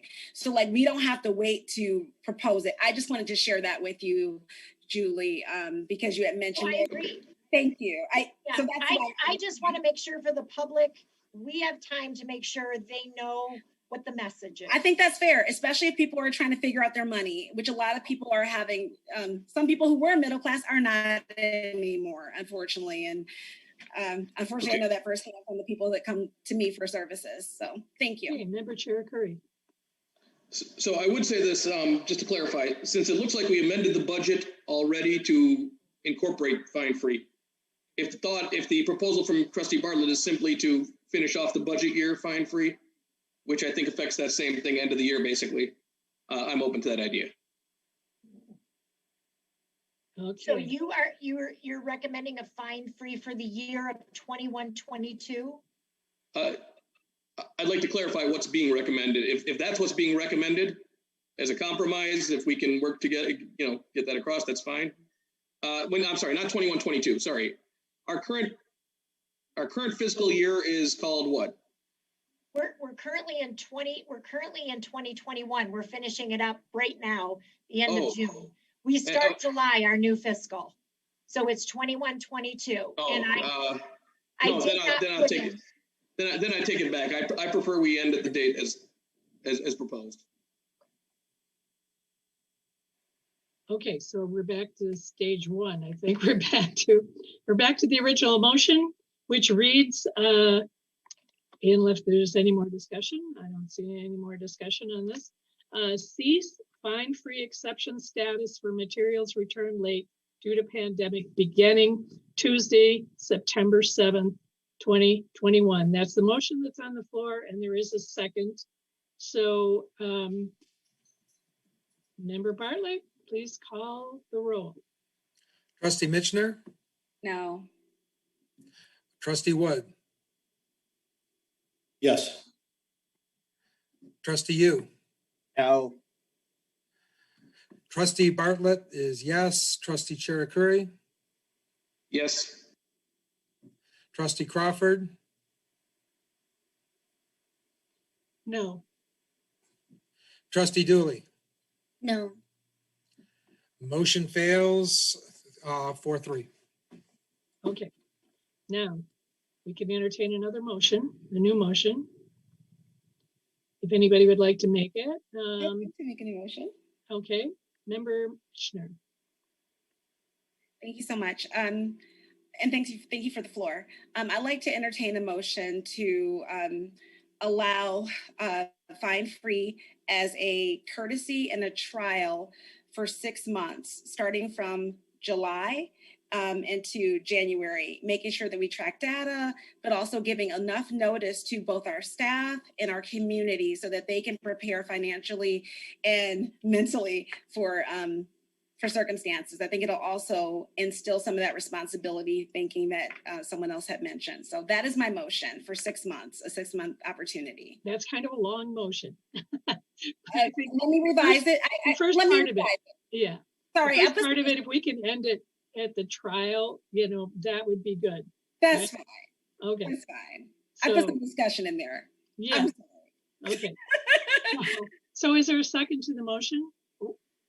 I'd like the motion read again, please. I want to make I'm gonna sure say I'm it over. understanding. I'm going to say it over. Make it a little succinct. It's Okay. basically what I said before, but I'm going to say it over, okay? Okay. So I'm asking for a motion to provide our library community, patrons, and staff the opportunity for a 6-month trial for fine-free from July to January. Which is the months of July through December. Thank you. 6 That's months. right. That's where my Will clarification. resume in January. Thank you. You're welcome. Okay, that's good. That's better. Okay, that's Thank good. you. All right. Is there a second? I'll second Okay, it. Member Dooley seconded the motion. So we have a motion on the floor. It's been seconded. Is there discussion? Again, I just think it's a really good opportunity for us. People have, when you talk to people, even people that have had restaurants who've had really good opportunities before COVID are now struggling. And that free food line is not small in Novi. So please understand our middle class is shrinking even amongst us. So just to be thoughtful, like it's not really our business to be in people's finances, but it is our business to serve them in the best way possible. Libraries are free and open spaces to all. So that's my thought. Okay, anyone else? Discussion? Okay, seeing none, we're going to vote on the motion. Member Bartlett, please call the roll. Trustee Wood. Yes. Trustee Yu. Yes. Trustee Bartlett votes yes. Trustee Chair Curry. Yes. Trustee Crawford. Yes. Trustee Dooley. Yes. Trustee Mitchner. Yes. Motion passes 7-0. Yay. Thank Okay, you. that was number 1. All right, moving on to our item number 2, approve the expenditure for parking lot maintenance in the account 976.100 capital outlay in the amount of $10,700 with A&R seal coating for fiscal year 21-22. And this was introduced by the Finance Committee. So I will entertain a motion to approve that expenditure for parking lot maintenance in the amount of $10,700. And is there a motion? I move to approve the expenditure for parking lot maintenance. Okay, is there a second? Okay, Member Misher, second? Mm-hmm. All right, thank you. We have a motion and a second, and now we're looking for discussion. Yes, Member Bartlett. This also came up with the Finance Committee. The estimate that we originally received was a little over $5,000 from the city, but that was a year before. Prior to this committee, I was a citizens representative of the road committee. During COVID, asphalt increased unexpectedly by about 30%. So the low value from the city is not all their fault. Also, I think it's important that we latch on to this because asphalt is a heavily petroleum-based process, and petroleum is doing nothing but going up. So that's why I'm encouraging everybody to support it. That's it. Thank you. Okay, yes, Member Chair Curry. Oh, sorry. Fundamentally support the motion. Just to do some research, I reached out to Mr. Drago, who's the maintenance supervisor in charge of the stuff at the schools, to see if their schedule could sync up with ours to get some better pricing. The schedules don't sync up, but he did say something of interest, which I think I just like to ask the director to follow up on, but I'm still going to vote yes, which is he said that they at the schools do crack filling, but they don't do seal coating as part of their maintenance. I'm not an expert on that area, but just, one data point to consider. Okay. I can do that point of clarification now if you'd like. The recommendation from the city employees that came out and did the walkthrough, that was their recommendation, was to go with crack filling and seal coating. And because it's a city building, I look for them to give those estimates. I did look to make sure if there was an opportunity to piggyback on work that was occurring in the city. And they did provide companies that could be looked into, and to be asked for quotes. This was not a bid because of it being under the $15,000 threshold. It was quotes. The city provided me with some companies that they've worked for in the past, and that's how I obtained these quotes. Thank you. Yes. Thank you. So I'm following their recommendation for crack fill and seal coating. I just want you to know. Very good. Member Dooley. Thank you. Through the chair, I just wanted to say, before I became a trustee in the city, I was actually on my HOA for a condo complex in the Novi community. And what I know historically from my experience is that the cost that we see in front of us is actually equivalent to just one court in the community that I was in. So apparently we weren't getting very good quotes. But anyway, it was pretty expensive. So the quote that we have here that'll take care of our whole library parking lot is actually pretty competitive considering. So I would be in favor of the motion. Okay, yes. Director Julie. Yep, just point of clarification. This is not a full covering of the parking lot. I just want to make sure everyone's understanding. It's areas that need to be cracked and filled and seal coated. It would be thousands, Trustee Dooley, if we were doing a full, in fact, the cost that we projected for a budget time of over 100,000 is on par with what we will see in the future. Okay. This is some recommended band-aiding, if you'd like to call it that is normal to keeping up our parking lot and, to keep it up. It does not need to be at this point based on the review from the city to be completely done. So this is just to keep it up and keep it at a good condition. Okay, thank you for that. You're welcome. Member Mishner. Thank you. I was just going to comment. Well, unfortunately, I didn't do a lot of research on this one beforehand, but what I can say is that a lived experience is I was on the board when we did our full parking lot restructuring, and that it was lengthy in the sense of like all the things that had to get done. It was expensive. So if we can keep up the maintenance, and I think that's kind of what I was going through with the other questions I had in regards to other building and maintenance things. I just noticed if we keep up our maintenance, we're going to be in a better place. And I know that that's something other board members have mentioned before as well, is like making sure our building and grounds is really good, because our building is getting a little older now. So if we keep that up, then we have less, those sometimes communities get potholes and things. We don't want to get there. So I would definitely say that this is a smart move. That's all. Okay. Any other discussion? All right. Seeing none, there's a motion on the floor and we have a second. I'll ask Member Bartlett to call the roll. Yes. Trustee Yu. Yes. Trustee Bartlett votes yes. Trustee Chair Curry. Yes. Trustee Crawford. Yes. Trustee Dooley. Yes. Trustee Mitchner. Trustee Mitchner. Oh, I said yes. Did you hear me? Oh, okay. No, I didn't. I'm sorry. That's okay. Trustee Wood. Yes. Motion passes 7-0. Very good. Thank you, everyone. All right, number 3, you're going to approve the expenditure for a 5-year maintenance agreement with Envisionware, the vendor for Lakeshore Lending Library kiosk, in the amount of $734. Computer software licensing in the amount of $27,720. So I will entertain a motion to approve the $27,720 as well as the $734, the maintenance agreement with Envisionware. So could I have a motion? Anybody want to make a motion? Member Dooley? I so move. Okay, and Member Bartlett, will you second? Dooley first and Bartlett second. And now discussion on these items. Any discussion? Okay. Seeing none, Member Bartlett, please call the roll. Trustee Bartlett votes yes. Trustee Chair Curry. Yes. Trustee Crawford. Yes. Trustee Dooley. Yes. Trustee Mitchner. Yes. Trustee Wood. Yes. And Trustee Yu.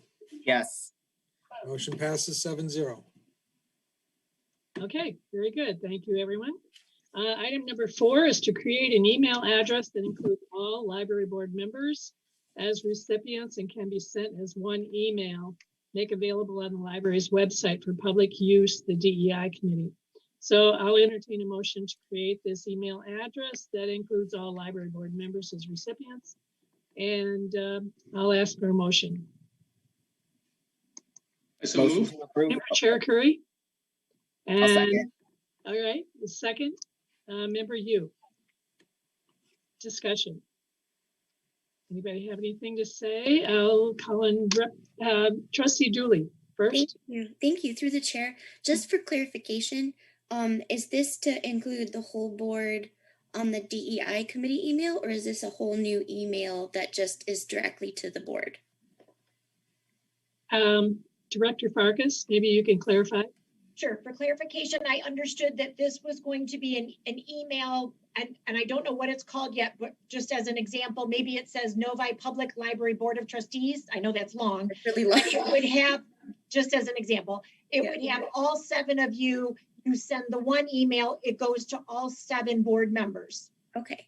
Thank you so much for that clarification. You're welcome. So it was the recommendation from the DEI committee, is that it? Okay. Okay, now that clarifies it a little bit. Any discussion? Member Mitchner. Thank you.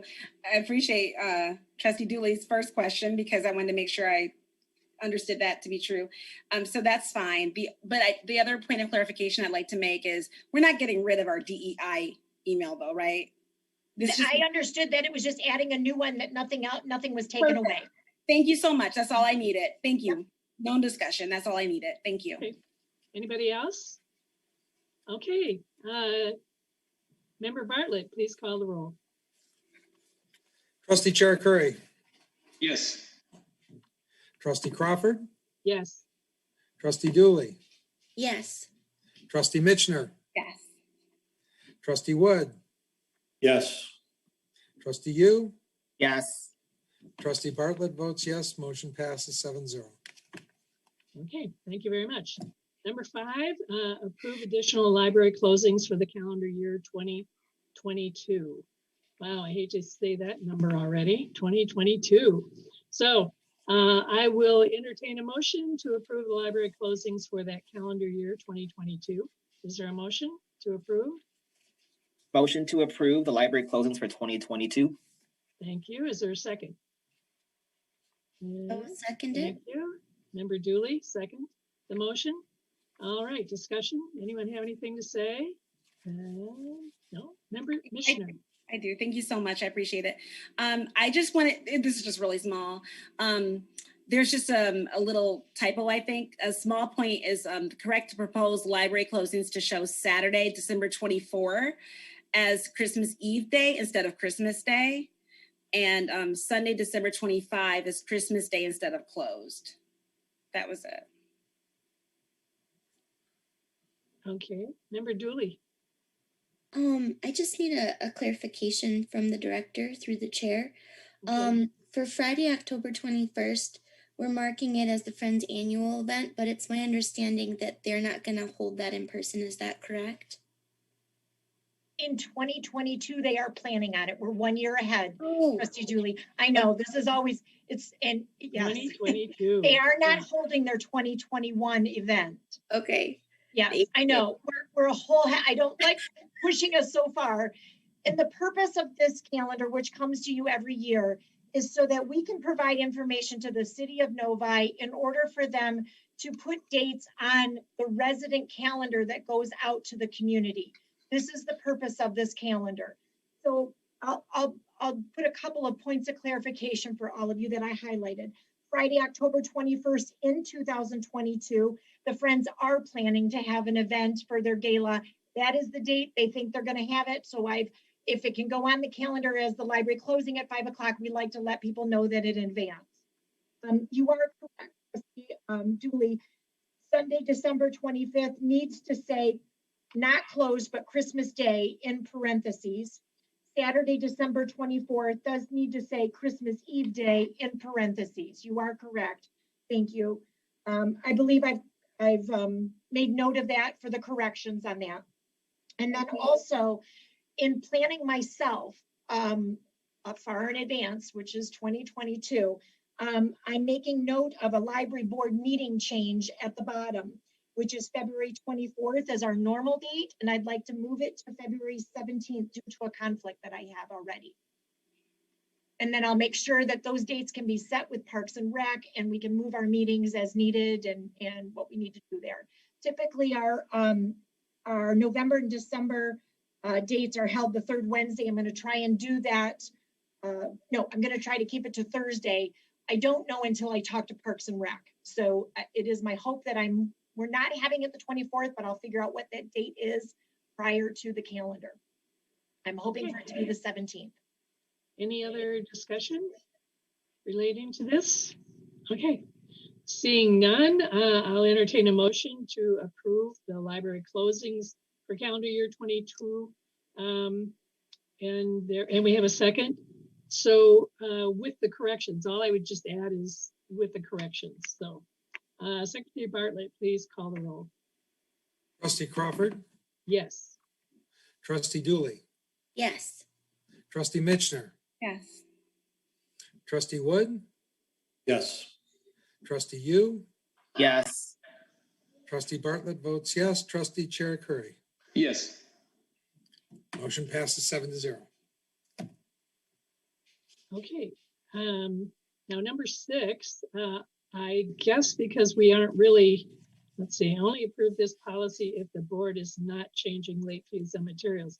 So this number 6 becomes mute. I mean, we're not doing this. Is that correct? We are staying fine free at this time, from what I'm understanding. So then you have to go to this policy on page 88. So that right now, well, yeah. So are we moving ahead with this motion or not? I guess is what I really want to know. Right. So what page 88 does is it talks about not having overdue fines any longer.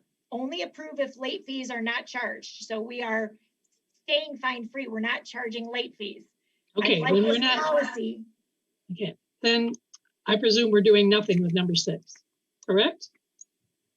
I need this policy to reflect not charging overdue materials. Yes, this is, we have to. We do need a motion so that we have a policy that shows we're not collecting overdue fines. Okay, Member Bartlett, you're going to make a motion? No, yes, I move that we approve the second draft of this policy. Okay. Do we have a second? Second. Who said that? Somebody said second? Oh, Member Mitchner. All right. Okay, we have a motion and we have a second. Is there any discussion regarding this? Member Chair Curry. Previously, we had said that in the motion, we identified a date where we're extending fine free through. Does that date need to be reflected in this policy? Thank you, Trustee Chair Curry. I would like to put in effect July 2021 through December 2021, so that there is some information specific to this being addressed with the board and the time frame for which charges for overdue materials will not be accruing. Thank you. Yes, okay. I will put the dates that this relates to. Yes. Okay. So we have the motion as corrected. Yes, Member Schultz. Well, you're not a member, but you know, you're like a member. Yeah. Just like the maker of the motion and the seconder to agree to adding that limitation. Please. Maker of the motion, are you in agreement with this addition of the dates? Yes, I am. Right? Yeah, and Member Mitchner, are you in agreement? Fine. I'm good. Okay. Okay. All right then. So you have heard the motion and we have a second. And if there's any more discussion, no, I'm not seeing any more discussion. Okay, moving along. Secretary Bartlett, please call the roll. Trustee Dooley. Yes. Trustee Mitchner. Yes. Trustee Wood. Yes. Trustee Yu. Yes. Trustee Bartlett votes yes. Trustee Chair Curry. Yes. Trustee Crawford. Yes. Motion passes 7-0. Okay. Moving right along. We are on number 7. Approve the second draft distributions and postings reviewed by the attorney, staff, and policy committee. So I will entertain a motion to approve the second draft entitled distributions and postings. Anyone want to make that motion? Member Mishner? If you like. Okay, we have a motion. Second? Do we have a second? How about Member Dooley? Yes, okay, we have a second. Now discussion. Anybody want to discuss this further? Director Farkas. Just for point of clarification, there were just a couple additions to this in yellow that are noted from the last time you saw this. They are minor grammatical type of changes. Okay. Okay, any other discussion? All right. Seeing none, we have a motion and a second, and I will ask Secretary Bartlett to please call the roll. Trustee Mitchner. Yes. Trustee Wood. Yes. Trustee Yu. Yes. Trustee Bartlett votes yes. Trustee Cherukuri. Yes. Trustee Crawford. Yes. Trustee Dooley. Yes. Motion passes 7-0. Okay. Number 8, approve the second draft of the unattended child policy, which was reviewed by the attorney, staff, and policy committee. So I will entertain a motion to approve the second draft titled unattended child policy. Is there a motion? Looking for a motion. I haven't heard from you, Member Wood. You have not made one motion tonight. All right, I'll make this motion. Very good, thank you. Is there a second? Member Yu. Second. You have a second. Very good. Wood and you. Very good. So discussion. Member Mishner. Discussion. Yes, please. Thank you. It's just real quick. It's just I would suggest amending point 7 of the policy to, if any child 12 years or older has not been picked up at closing time, staff will contact public safety to request assistance, because for the review, you have to have somebody in the library with you if you're 12. So you're not going to get picked up. They have to be with you. So Okay. Does that make sense? Yeah, it does. Could you repeat that again, please? Sure, I'll read what I wrote. Suggest amending point 7 of the policy to, if any child 12 years or older has not been picked up at closing time. So we're just changing it from if any, and then 12 years old or older, because otherwise, per our policy, you can't be at the library at 12 years old by yourself. But that's the problem we run into, is that someone leaving a child and they're under the age of 12, we want them to know that they will be turned over to public safety. Sure. But I think absolutely. But I think the point is that I want the policy to make sense, because if it says that they need to be picked up, but you're saying that they can't be picked up. So we need to make sure that we're clear. Otherwise, we might be confusing our patrons, right? So if I have a 12-year-old and I misread that because I'm running around and drinking too much coffee, I might not understand that. So I just want to make sure we're clear. I apologize if I'm not understanding you, Trustee Mitchner. I just want to make sure you want it to read then, if any child under the age of 12. Yeah, the only difference is, because and you tell me if I got this right, from my understanding, if you're under 12, you can't be at the library by yourself. Per our policy, you need somebody to be there with you, in the building with you. So you shouldn't be getting picked up because somebody's in the building with you. So no one's going to come curbside to get you, because they should be with you somewhere in that building already, if I understand correctly. That's all.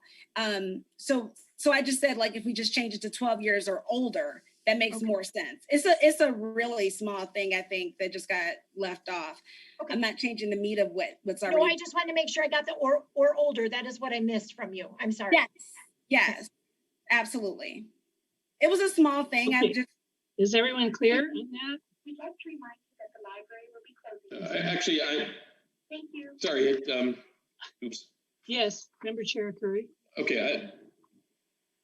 Now I got confused. Sorry about that. So I think I understand. So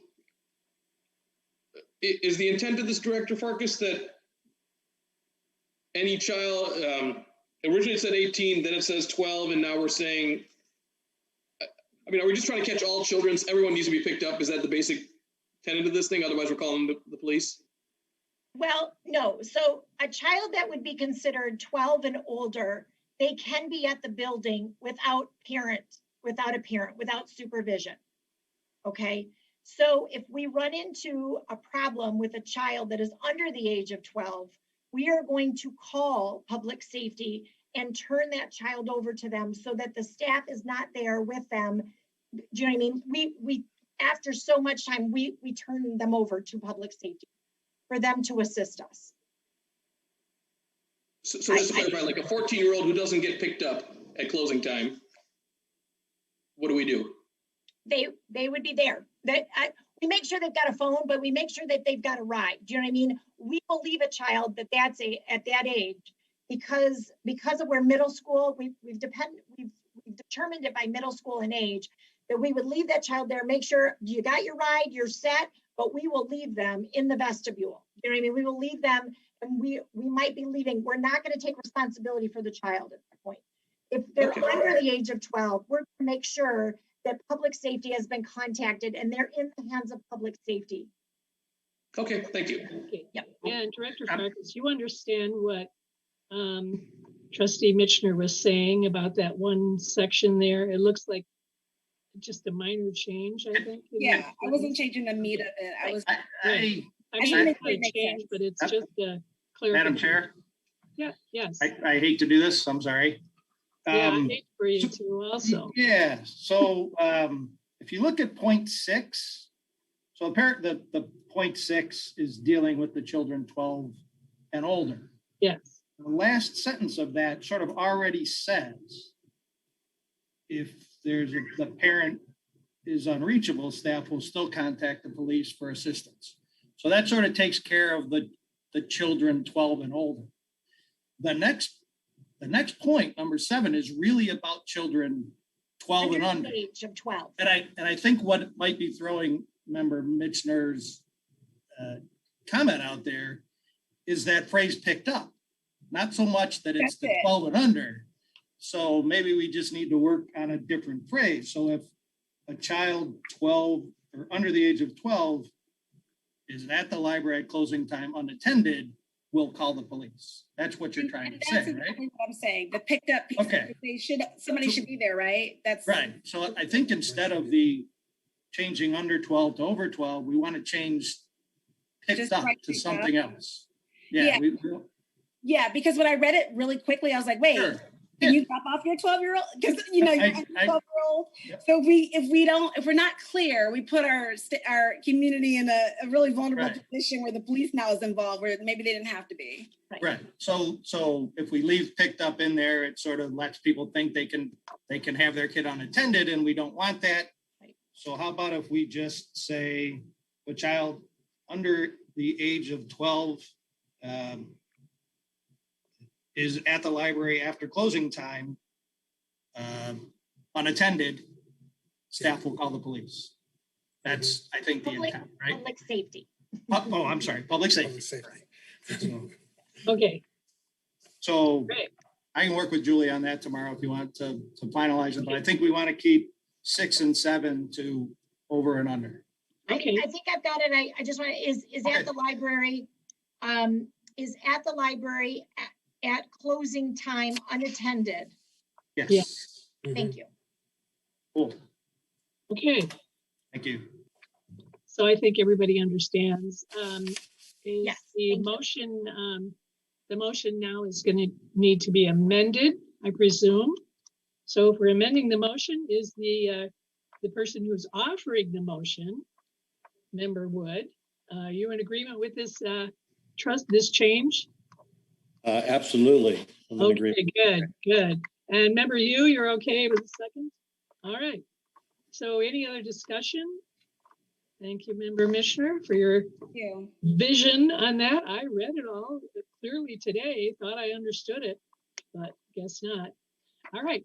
If there's no other discussion, then I will ask Secretary Bartlett to call the roll. Trustee Wood. Yes. Trustee Yu. Yes. Trustee Bartlett votes yes. Trustee Cherukuri. Yes. Trustee Crawford. Yes. Trustee Dooley. Yes. Trustee Mitchner. Yes. Motion passes 7-0. Okay.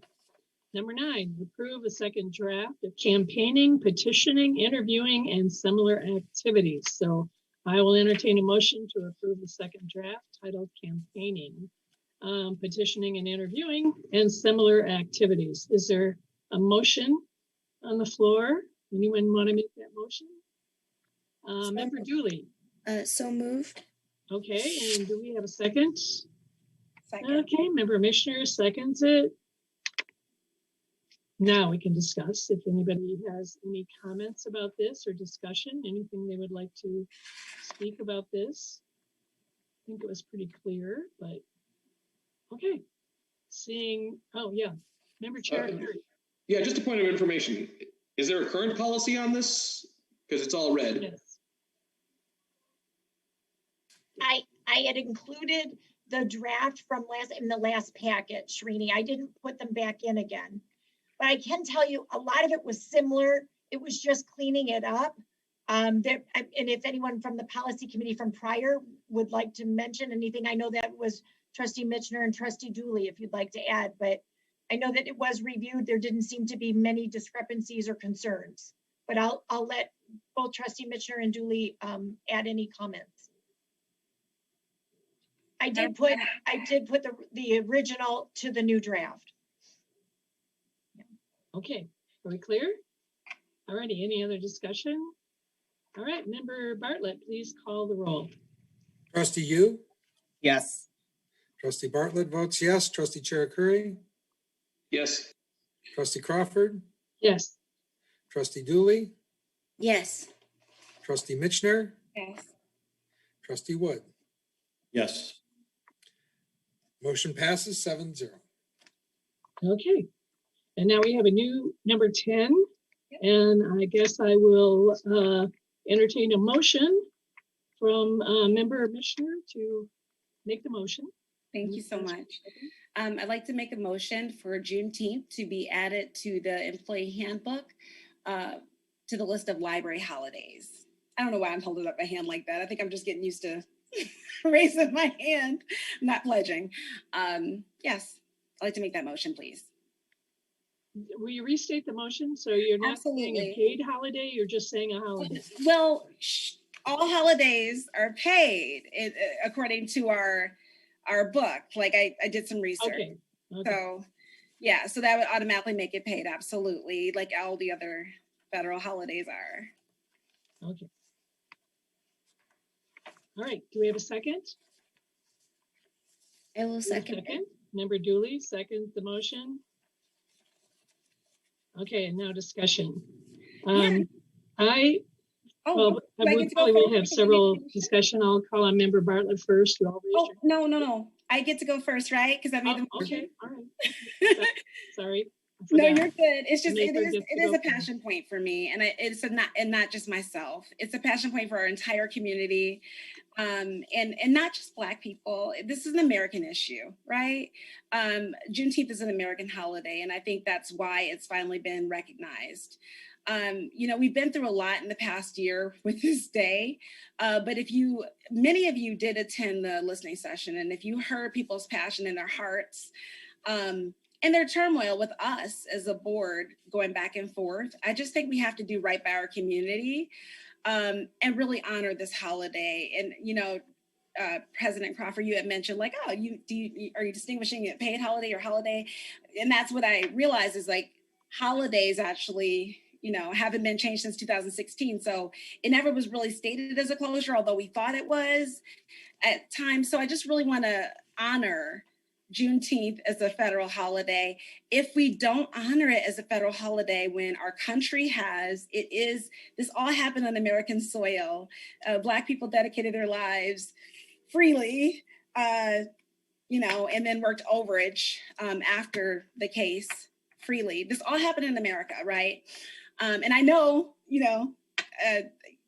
many of us can relate to how important that is. But if you did go to the listening session, like I said, with most of you have, you heard people's hearts. I think that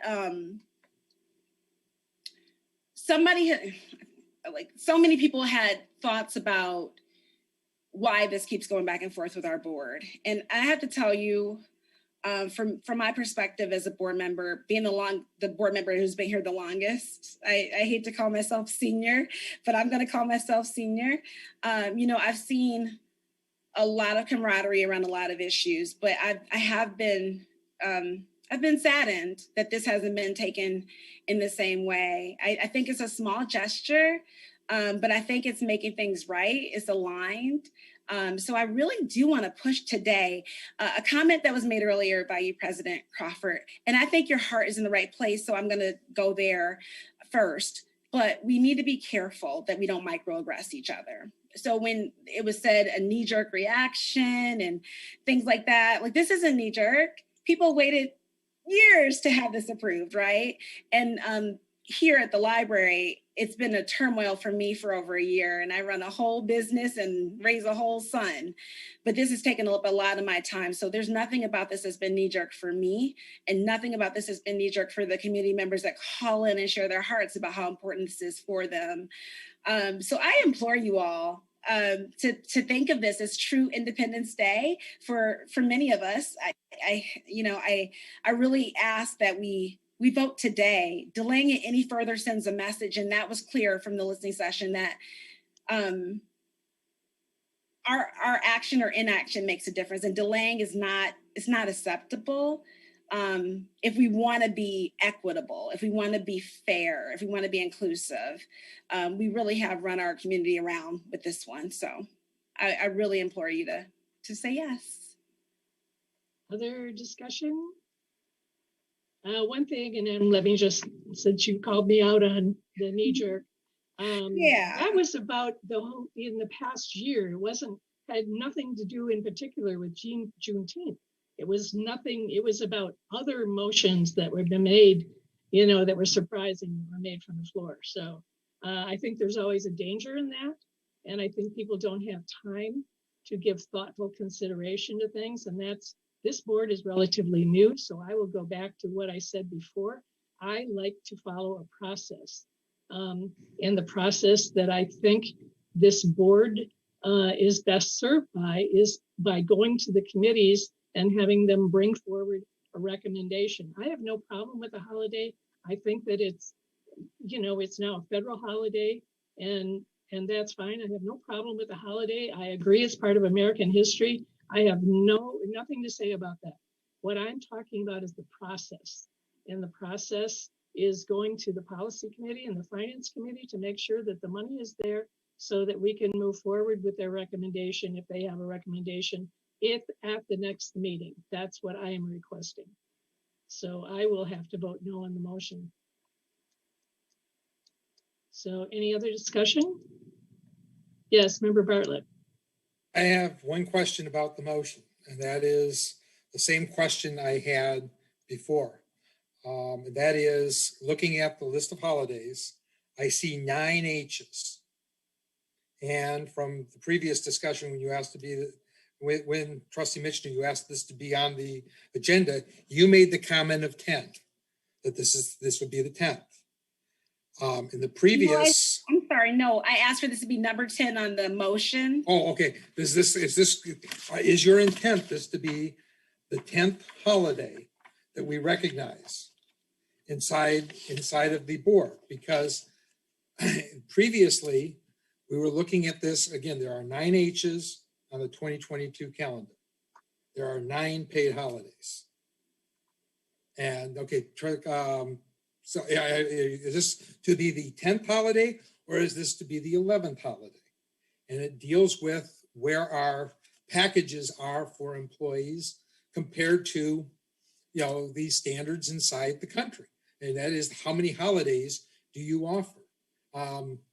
I see the hand from Member Farkas, or Julie Farkas, if you would like to. And gather any personal items you may have brought with you. And thank you for visiting the Novi Public Library.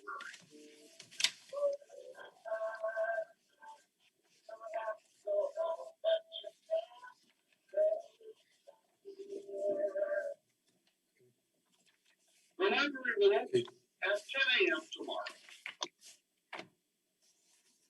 Okay, I think that's it. Okay. Sorry, Member everyone. Bartlett, was there anything That's our- else? That's that our you wanted to- closing and, Sorry, Member Farkas? yeah, I apologize. That was our closing announcement, and I'm here at the library, so I'm sorry. No. We can't turn it off because we want people to go home safely. So just for point of clarification, just so that I make sure that I'm clarifying for all of you. Currently, on page 45, the holidays that are noted, there are 10 holidays that are paid holidays for the employees. 10. One of which is a floating holiday, which is Veterans Day. So we don't close that day, but it is a paid holiday. And in the month of November, an employee can take a day in November for Veterans Day. So there are 10 holidays. I believe with adding Juneteenth as a paid holiday, there would be 11 holidays then noted on the holiday policy. Thank you. Okay. According to the, okay, then, according to the Bureau of Labor Statistics, the number of paid holidays offered to typically to hourly employees in the United States is 7.6 days. We are currently budgeted for a significant increase over that. For professionals, it's 8.5 days. We are over that. As I stated in the original, I would support this if we say, okay, we're moving that floating holiday. It is now Juneteenth.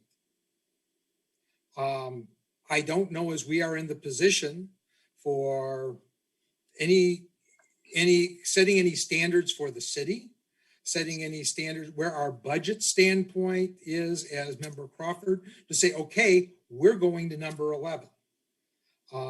And holidays are different throughout the world, throughout the area. I used to work for a German company.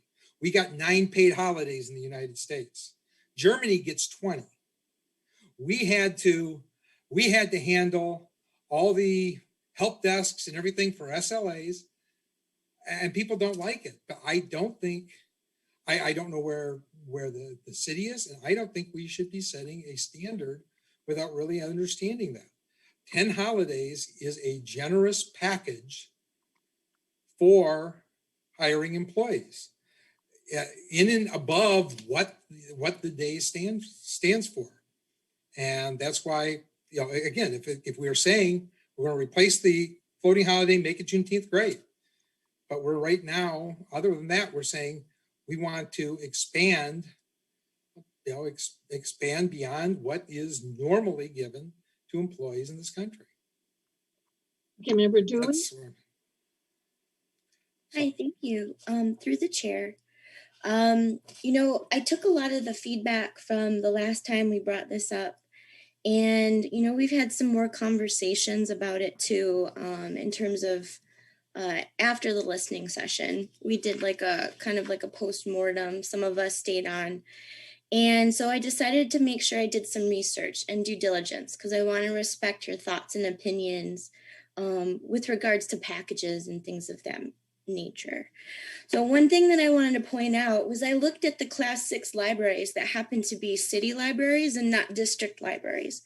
And when I was looking at these libraries, which are the same class as us, and I'm going to be pointing out a couple in particular, Detroit, Grand Rapids, which are significantly, big ones, right? But they tend to serve in the same class as us. Director Farkas, correct me if I'm wrong as I go, because I want to be accurate. I just wanted the trustees to know that when you think of the actual net hours that these libraries are open, our library is actually open significantly more. We're open 7 days a week. And on top of that, when you think of an hourly basis, Monday through Thursday, we have 11-hour days. Friday and Saturday, we have, if I'm not mistaken, 8-hour days technically. And then on Sunday, we have 6. So that means that we're open 66 hours a week, whereas these other libraries in our class are not open the same. We're also open 344 days out of the year. What I did is in terms of the actual closures, holidays plus regular closures, I subtracted it from 365. So our library, our staff is open 344 days a year. In the private sector, which I'm a part of, and Trustee Bartlett is also a part of, and our other trustees have had experience in this as well. A typical salaried employee in a year works 2080 hours, 2080 hours, if I'm not mistaken, for salary. That's the core hours. When we look at the amount of hours our library is open, that's just the core hours in terms of 3,102. That's core. That's not even including like extra time for events or anything of that nature. So the reason why I'm bringing this up is if we're going to talk about fair packages, I don't know if we're considering how much more our staff works and how much more hours our library is open, especially comparative to the other classes that are the same as us. So I wanted to make note of that. Also, I wanted to make note that Rochester Hills, sorry, I'm calling you out, Rochester Hills, they have 31 days off, 31. And we're not even close in terms of closure, paid versus non-paid. And so, you know, when I was thinking about that and doing that research, and then I thought about how many hours our library is open, that we're open 7 days a week when these other ones aren't, including Detroit and Grand Rapids. We're open way more than they are, and we have longer hours than they do. And on top of that, we have a lot of amenities and value that we bring to the community, which is probably why we're trying to be open longer than these other libraries. I'm imploring you, and hopefully I'm stating my case correctly, that adding one more paid holiday is justified beyond the actual understanding of that holiday, which you guys know where I stand with that. But from a benefits package, I think it's justified, and I think it's fine to add one more paid holiday, considering. And that's my research, and that's what I wanted to bring up. Thank you. Okay, Member Chair Curry. So, so this is something I also feel passionately about, is how we manage our funds and pay for things. As I stated in our last DEI meeting, I do believe this is an important holiday for America, and I do support the idea. But respectfully, Trustee Dooley, I think there's two things that I disagree with in your analysis. One, you're comparing the opening of the library versus the hours an employee works. We don't expect our employees to work 3,120 hours. We don't schedule them as such. If someone does, they're appropriately compensated for overtime and things like that. The second thing is, I think it's not fair to simply benchmark other libraries. The reality is we are responsible to the taxpayers. And this is something I feel passionately about, is over the past decades, we've seen an increasing amount of benefits that are accruing to public sector employees, which do not accrue to the private sector. As Trustee Bartlett pointed out, and I'll give you some numbers. Right now we have 10 library holidays. We also have 12 sick days and 6 personal leave days, and vacation that grows from 10 to 25 days, depending on seniority. All of those numbers and the cumulative of those numbers are vastly in excess of what the vast majority of public sector employees get. I'm sorry, private sector employees get. And those are our taxpayers, and I think it's very important. I support what Chairman Crawford said about going through the process. I think we can get there. I think we go through the process, and it's the right, and we can get to an amicable way to achieve this. Thank you. Member Dooley? Thank you. Thank you for allowing me to respond through the chair, because Trustee Shirakuri brought up some good points. So the big thing, Trustee Shirakuri, and I appreciate your insight, and thank you. You know, I am aware we don't work our employees those entire like 3,100 hours. I understand that. But the fact of the matter is, it is important to look at the other libraries, because our community is over 60,000 plus taxpayers, right? Some of the other communities that I looked at are significantly larger, and yet they open and offer less than we do. And if you're going to take a look at government packages versus private sector, I just don't think that's a fair comparison, in my opinion. I worked in the public sector, and now I thankfully work also in the private sector. The reason why I say thankfully is when you're a public sector employee, and I think Trustee Sherry, you might have some insight into this as well, depending on which municipality you belong to, there's no comparison in terms of pay, in terms of public employees versus private sector. The benefits lie in the perks, which is days off, which is holidays, which historically, until time started to change in 2008, 2009 with the recession, we didn't have to pay for our benefits at all. We didn't have any fees in terms of paying into our benefits. That was the perk of being a public employee at the time. But now, times have changed, right? When you're looking at private sector though, I mean, those employees make way more compensation. And that's not including their actual benefits package.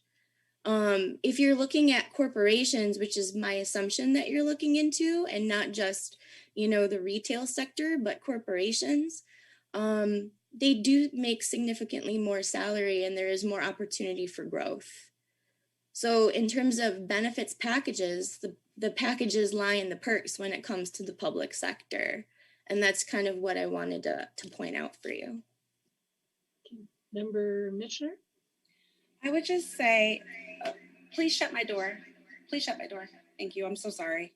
I have a kid and he heard me talking and thought there were treats or something. I will say that as a member of the Black community and having ancestors who actually gave free labor to this country and are a part of the fabric of this country, to hear some of the debates around this topic, it is heart-wrenching. Heart-wrenching. I have, in the past year, been torn apart by so many semantics with approving this holiday. I've heard it approved as a holiday. I've heard it taken away and put on the closure list, and then it was approved again. And I was promised that, you don't need a vote. Oh, we're wrong. I'm just me though, right? So I'm representing more than myself while I'm up here. I'm the only Black person on this board, but I will tell you that our new HR person that just got hired, our new HR specialist, actually wrote a letter today, that said that she listened to the listening session and she's researched and she realizes we definitely need to do this. And she is an expert in DEI, as is myself. We actually have professional acumen in this and maybe some personal experience there as well, right? When we're arguing labor over some people who work for this country for free, I gotta tell you, it feels really ironic and unfair. We're talking about people who gave their blood, sweat, and tears for free, never got repaid ever, get stereotyped, are a part of a racial wealth gap, and microaggressed and macroaggressed daily. All we're asking for is a paid holiday, a federal holiday, just like the other paid holidays. Why is this one different? We gotta search our hearts. Please don't tell me that it's money, because no one believes that. I'm just gonna tell you, we don't believe it's money, because our life, I'm sure she'll call on you when I'm done. I will just say that our library has so much money, right? I love that about our library. We have so much money. We have so much wealth. I was really inspired by you, Trustee Crawford, President Crawford. Years ago, you thought it was really important to have this statue, I Love My Country statue. That was when I was a new trustee. You worked hard and you made that happen because it was important to you to love your country. I love my country too. And I also love the people that put in free labor and got nothing. I have no wealth because of all of that labor. All the wealth I have is my blood, sweat, and tears, not their blood, sweat, and tears. So all I'm asking is for us to honor our commitment. I don't want to hear anyone's a new board member. No one's a new board member anymore. We have to stop saying that. When I got on this board, I had to hit the ground running and nobody gave me that excuse. So why should it be different for me than anyone else? When I got on this board, I was the youngest, I was the only woman, and I was the only Black person. And nobody gave me an excuse of, well, you're new. No, they said, hey, where's my stuff? Right? So I need to stop hearing that. I need to stop hearing exceptions for some people and not for others. That's so important. But I want to really be clear to you. What I'm sharing to you, other people feel maybe even more deeply than me, because I'm your representation, that's kind of how it goes, of a Black person in Novi, right?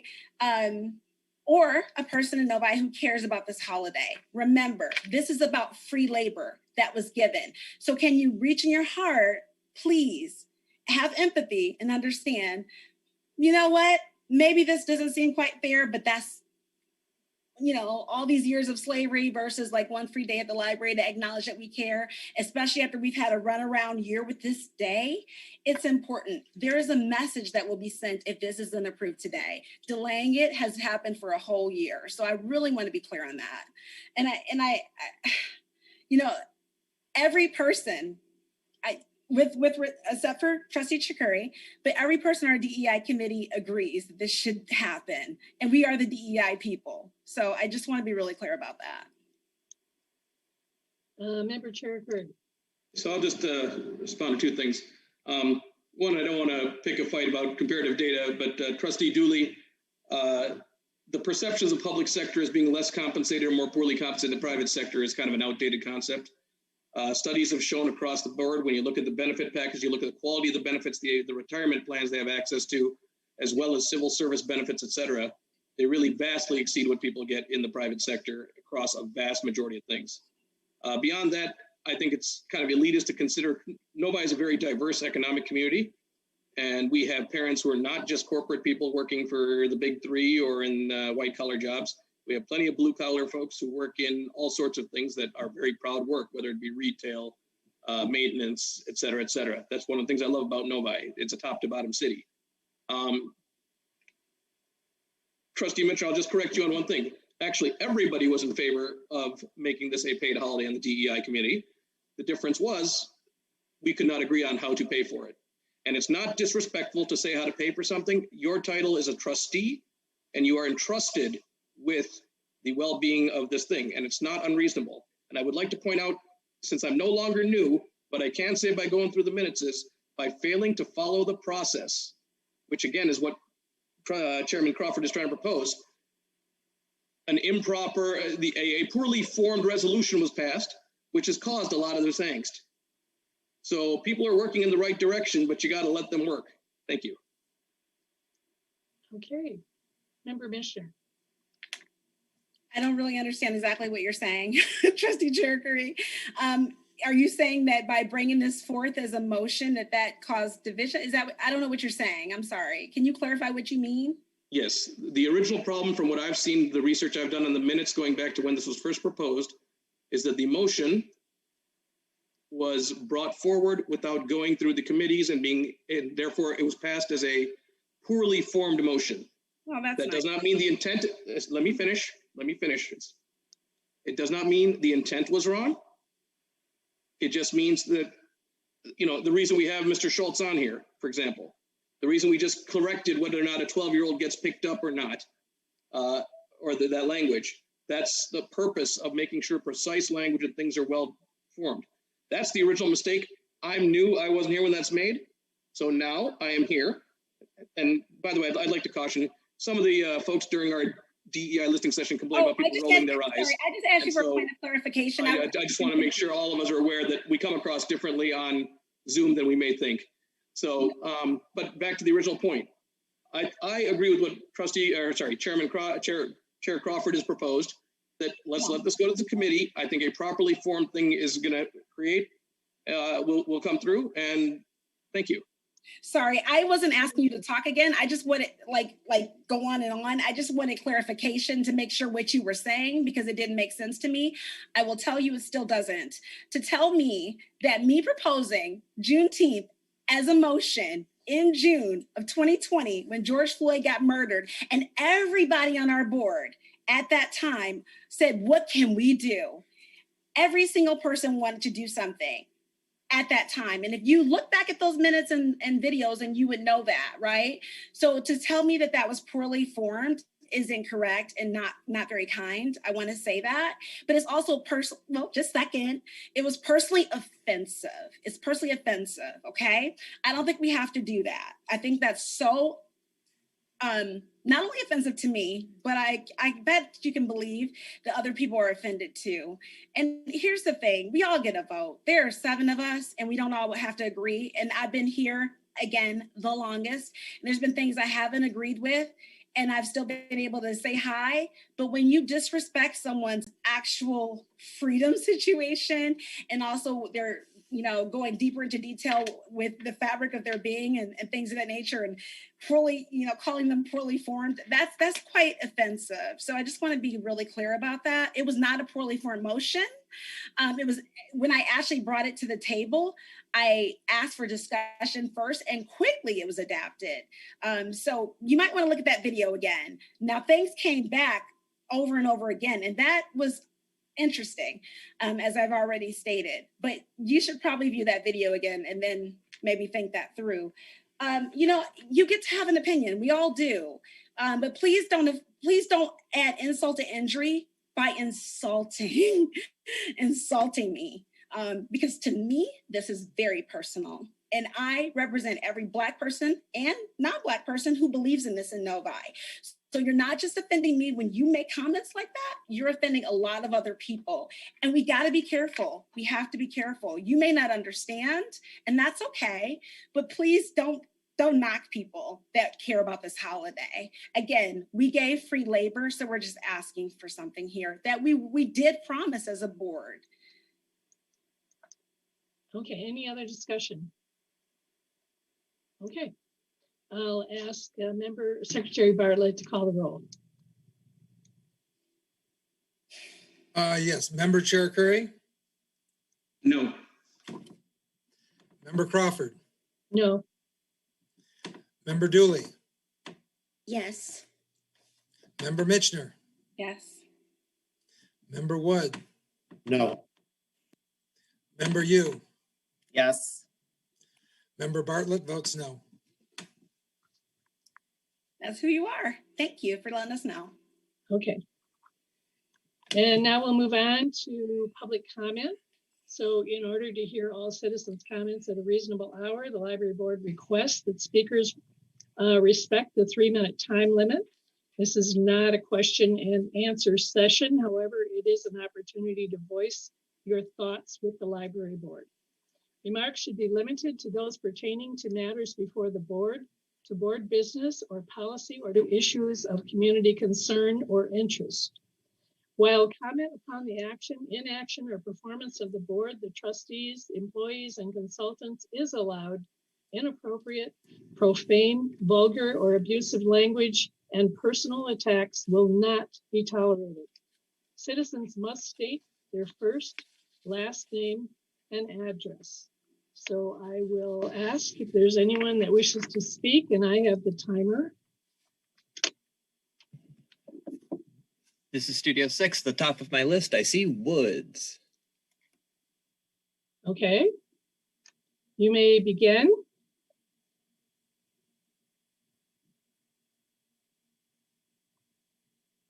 You're muted.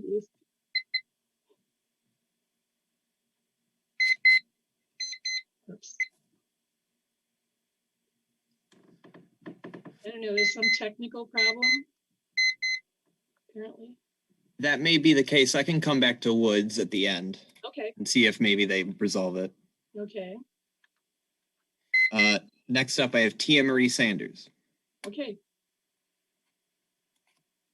All right, begin. I'm not sure if you're just hearing my voice or able to see my face. I can turn on the camera. But my name is Tia Marie Sanders. The address is P.O. Box 107, Novi, Michigan, 48376. Wow, Tara Mitchell, first of all, thank you very much for continuing to advocate for what our country understands, our planet understands, but our newly appointed board members, whether they are able to articulate that they understand it or not, what I do know that they understand is anti-Blackness. This process has been the most painful that I have ever gone through as a citizen of this city, who I have sat through this and other board halls and listened to microaggressions. I have listened to exceptions being made when it benefits those that are not Black, and microaggressions towards the Black community. I have every single time come on these calls over the last year looking, searching, hoping, wishing, praying that based on just what has happened in this last year to citizens of this community, that there would be some other kind of understanding. I just listened to this last moment of talking about paying for Juneteenth and comments about private sector making as much money as the public sector. Well, if you're going to pull out those stats, you need to go just one more step deeper and understand it in both of those sectors. For example, in the public sector, Black people in Michigan make up 60%, and yet we make the least amount of money, under $30,000. If you're going to talk about the private sector, Black people make up 45% of the private sector, and yet we still make under $30,000. So don't use another statistic to talk about what is comparative when you don't understand Blackness. All you have been able to do as a board is to continue to perpetuate anti-Blackness. And it does not make me feel safe as a resident. It does not make me feel confident in the choices that you're able to make, that you won't even go do the slightest amount of research on the community that is telling you what is needed and what is required. And when you talk about taxpayers, those are my tax dollars in that building. So my tax dollars decided that I don't mind paying taxes so that Juneteenth can be paid for. Disappointed in this entire process surrounding the anti-Blackness I have seen.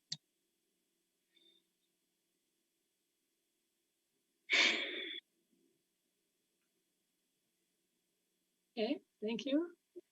And next. Next, I have Regina Sharma. Welcome, Regina. Go ahead.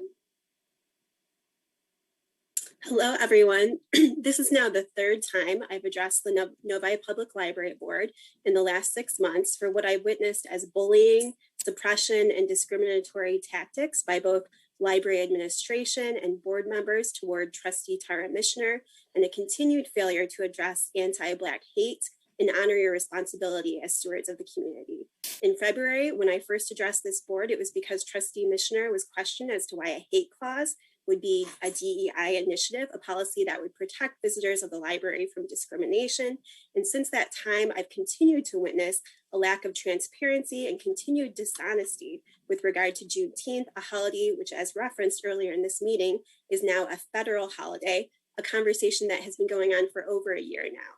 The board president's response tonight, suggesting that voting on Juneteenth would be a surprise vote or a knee-jerk motion, is simply inaccurate because this motion has been on your agenda for over a year, and the rationale that you have new board members undervalues your responsibility to the community, because it's the responsibility of a board to still honor full service to the community even in times of transition. And indicating that you're going to postpone this matter for vote, once again rationalizing that it's what has caused animosity, despite it now being on the agenda for over the year, is suppression and avoidance and continuing to inflict harm on community members.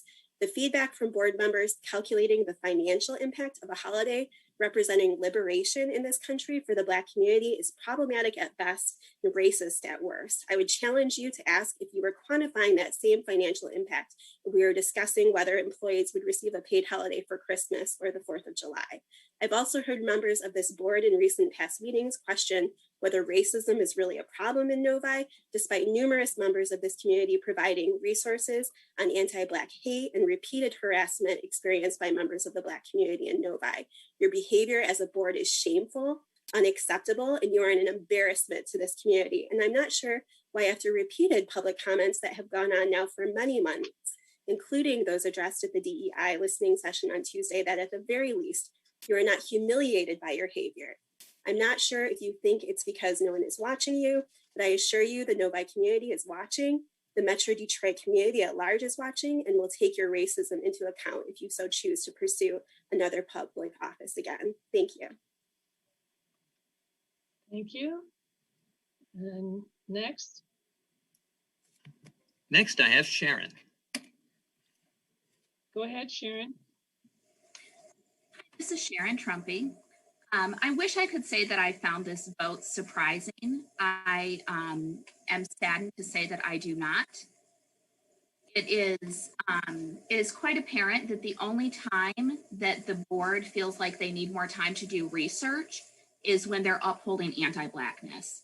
The only time that that there's confusion about policies is when it applies to your Black community and their needs. I don't even understand what the point of having these community listening sessions are, because I don't see that the community's needs are addressed by the board. I wish that you would also uphold the same standards for your board that you impose on your commenters. Your comment policy talks about not using abusive speech or disrespectful speech, yet I've seen that go on for over a year now towards Trustee Mitchner. I would invite anyone who's confused on this to go to the YouTube channel Watch NRA. That's Watch, WATCHNNRAA, where you can watch a compiled video of all of the board discussions about Juneteenth. This is not a new issue. There is no excuse for any board member not being prepared to vote on it tonight. I would also like to invite anyone who's listening and outraged by this to join me in person at the library this Saturday at 10:30, when the board will be having their annual retreat, which is open to the public under OMA guidelines. I will also be emailing you with my feedback on your discussion of fines. I'm glad that you took a pause on fines. I thank Trustee Dooley for that suggestion, but some of your discussion tonight was uninformed and ignorant. And there is plenty of evidence that shame and punishment do not motivate people. And you thinking that it is your job to teach responsibility to children who have no ability to return their own materials, or to shame people into having to disclose their personal extenuating circumstances to the extended grace at a resource that is supposed to educate and empower the community is shameful. I will make sure that I am live streaming this right now, and I will make sure that I'm sharing this widely, because the board has let us down yet again.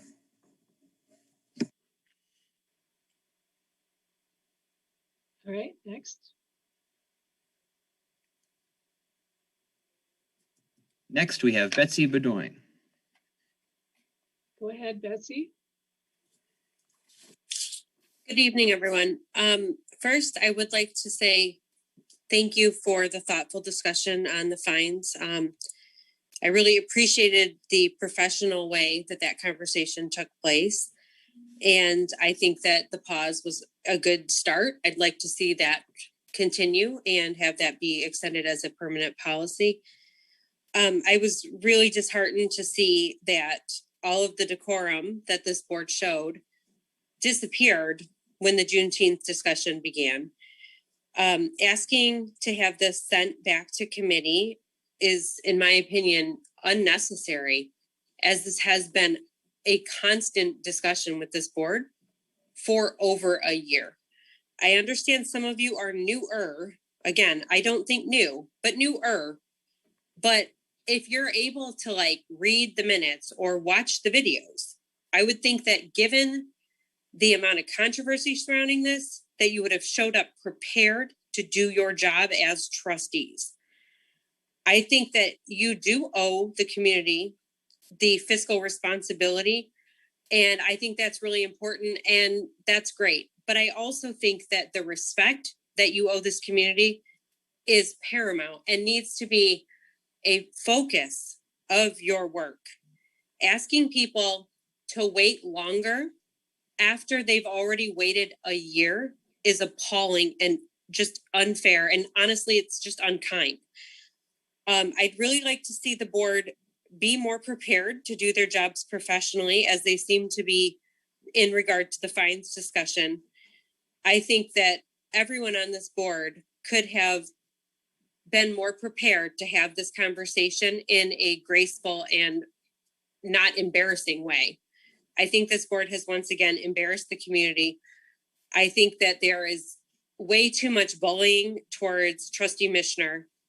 And to see it again and again and again, it's not an accident that this keeps happening when it has been pointed out to you and it continues to happen. So I don't think people don't realize that they're coming off as racist. I think at this point, it's just something that you don't care about. If this was important to you to make sure that your behavior was not impacting the Black community in a negative way, this would have been corrected by now. I really, as a member of this community, I'd really like to see this go better. And I guess we have to wait longer now for this to be managed. And I really hope that in the future, you guys get things right and hopefully a lot quicker than this has. Good evening, everyone, and please do better. All right, next. All right, I will give one more chance to Woods in case they would still like to speak. I'm allowing them to talk, though they don't have their hand raised anymore. I just don't want to miss out on them. They're on the screen. They are unmuted as well, so they may be able to speak now and just don't know it, but I'm not sure.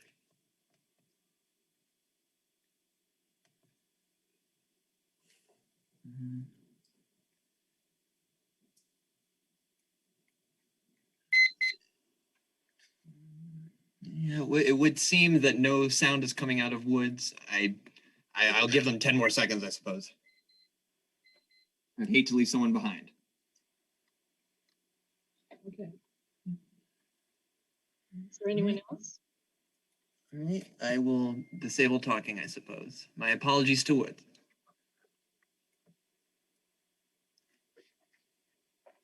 And that is everybody. There's no one else waiting? There are other attendees, but no one has their hand raised. Okay. Because we still have committees and we have other, we have kind of a busy agenda. So if no one has raised their hand, we'll move on. Committee reports, non-action items. This is the time for the chair of committees to offer any reports that are in addition to what is already in the board packet. Are there any committees wishing to report? Are the chairman wishing to say anything about their committees or not? Member Dooley. Sorry to extend the time, but really quick, I just wanted to update everybody that the events marketing and fundraising committee did meet over Zoom just this past Monday. We do have some upcoming meetings as well. We're trying to make a standard date, but for now it's going to be July 12th and August 2nd. We did have a really good meeting. There's actually a lot that I'm hoping to report. What I might do is extend it to the next meeting since we have a pretty packed agenda, if it pleases the chair and the rest of the trustees. But yeah, so I just wanted to let the public know that we did meet and we're going to be pushing forward with some really good initiatives. Okay. Okay. Any other committee reports that wish to speak? Member Chair Curry. Yeah, I just wanted to report that we had our DEI listening session on Tuesday. A lot of great, passionate comments and things like that. One thing in reviewing the notes is most of the comments were towards the board and board actions and less so to the staff. So I've asked Director Farkas to share all those comments with the board so that we can review them at our retreat. Because I want to get some guidance on how we're a committee answering those questions. How the board wants to answer those. So thank you. Okay. Member Mishner, did you have something to say? I just want to understand. I'm a part of that committee as well, and was the former chair. Are we taking those things and giving them to the board as opposed to the DEI committee to discuss? Because that's taking away the DEI committee's jurisdiction, it sounds like. Good question. We're not taking away the DEI's jurisdiction. What we're saying is those comments were about board actions. And as the board, we move as a whole. So I didn't think it appropriate until I get the board's consent to respond, where they're asking, why does the board do this? Or why did the board do that? We just as a board need to decide how we're going to address that. And so I'm just bringing it there. It could be a very short discussion, but certainly not taking away any of the DEI committee's power. Thank you. Yeah, thank you. I think maybe we talk more about that too in committee, just because it's a sensitive issue. And I think we want to be really careful not to take away the DEI committee's power, because all of them wanted, certain things to happen that aren't happening. And I don't think we're all in accordance. So I think we got to be really careful there. Also, clearly the whole board doesn't agree with everything. So yes, we all are one body, but I think there's some things that we have to talk through. One of the big things they mentioned was Juneteenth, but there was 6 board members there. So they knew about that, right? So I don't think it's bad to share the information. I just want to make sure that we're being prudent and making sure the DEI committee's power isn't completely taken away. I know that 2 employees actually mentioned concerns about the way that this committee is going now. One of them actually mentioned resigning from it as a result of our debrief. So I'm really nervous, to be quite honest, from a DEI committee perspective, and as a DEI professional and as a board member and a resident and a taxpayer and a business owner in the city of Novi. I'm really concerned about the direction we're going in, but I'm not the only one. So I think from a DEI committee perspective, we can have listening sessions, which we have, and I think that it was well attended. I did notice that when in replay that there was a lot of people that wanted to speak that couldn't, because we only did an hour.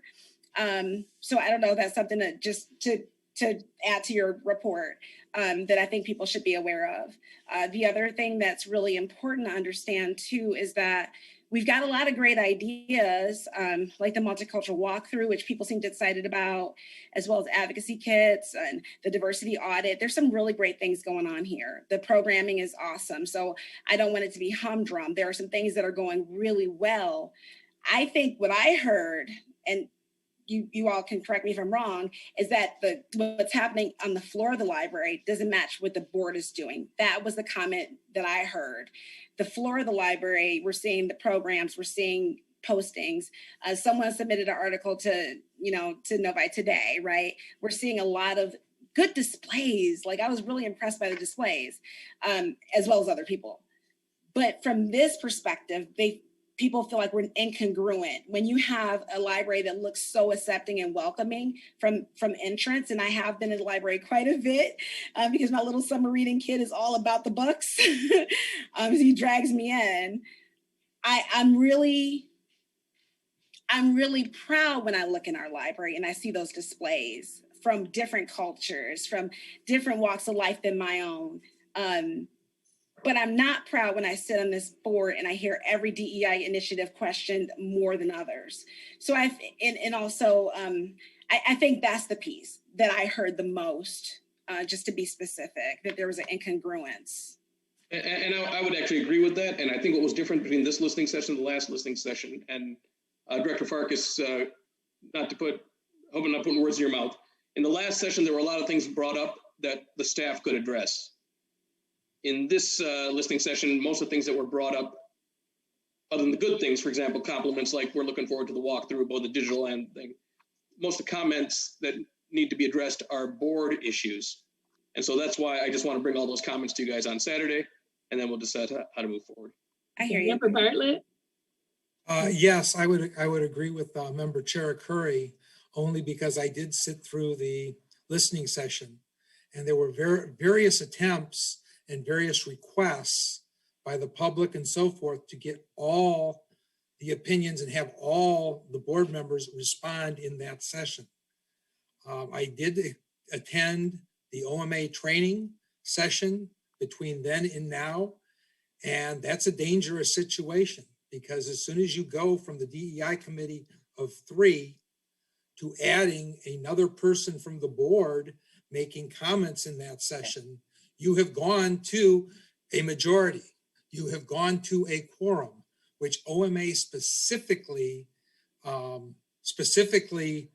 says you can't do. So I would like to commend my fellow board members for, in spite some of the things being said, everybody not on the DEI committee appropriately said nothing. And I'd also like to commend Julie's staff, who multiple times said, this is a listening session. This is a listening session. I think you all did a job, but I think in that meeting on Saturday, we have to decide how we're going to handle these things in the future. So, thank you. Moving on, then communications. You all can see what the communications are. I want to thank all of you members here for your diligence in getting through thus far in the agenda so expeditiously. And for a virtual audience, we are now going into entering a closed session for the purpose of discussion relating to Director Farkas's annual evaluation. We will be returning after this closed session to discuss another item before adjourning. So I will entertain a motion now to enter the closed session. Member Bartlett.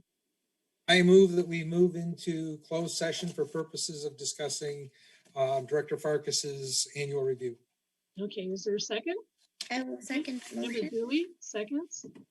Is there any discussion about it?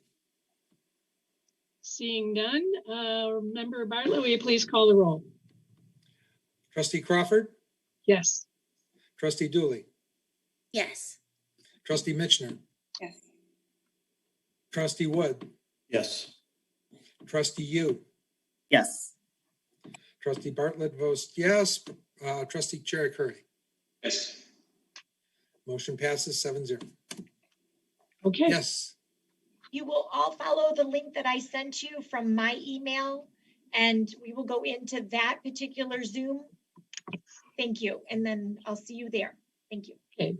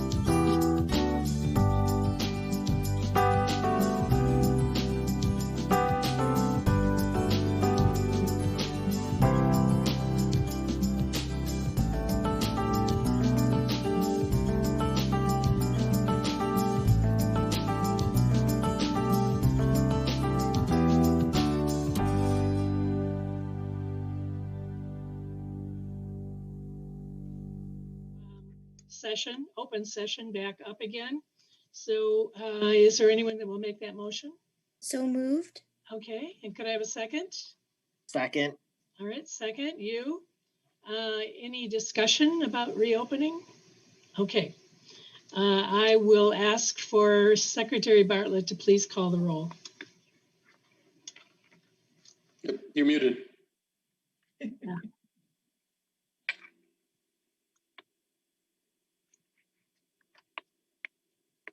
You're on mute.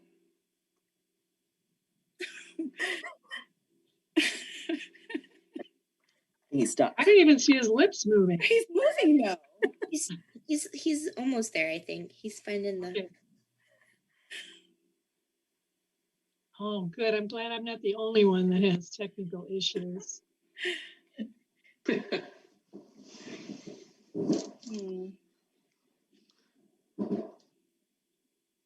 you go. Okay, Trustee Dooley. Yes. Trustee Mitchner. Yes. Trustee Wood. Yes. Trustee Yu. Yes. Trustee Bartlett. Yes. Trustee Chair Curry. Yes. Trustee Crawford. Yes.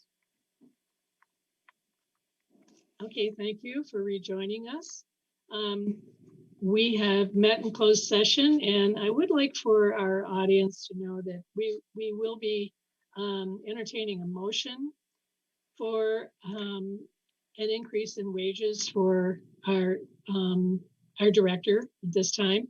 But I will let you know that, just so you know, that our director was given a more than meets expectation performance evaluation, which is one of the best that you could possibly get, and everybody was in agreement. And for a number of reasons, we all discussed and added comments about how we thought the COVID was handled and a number of other things.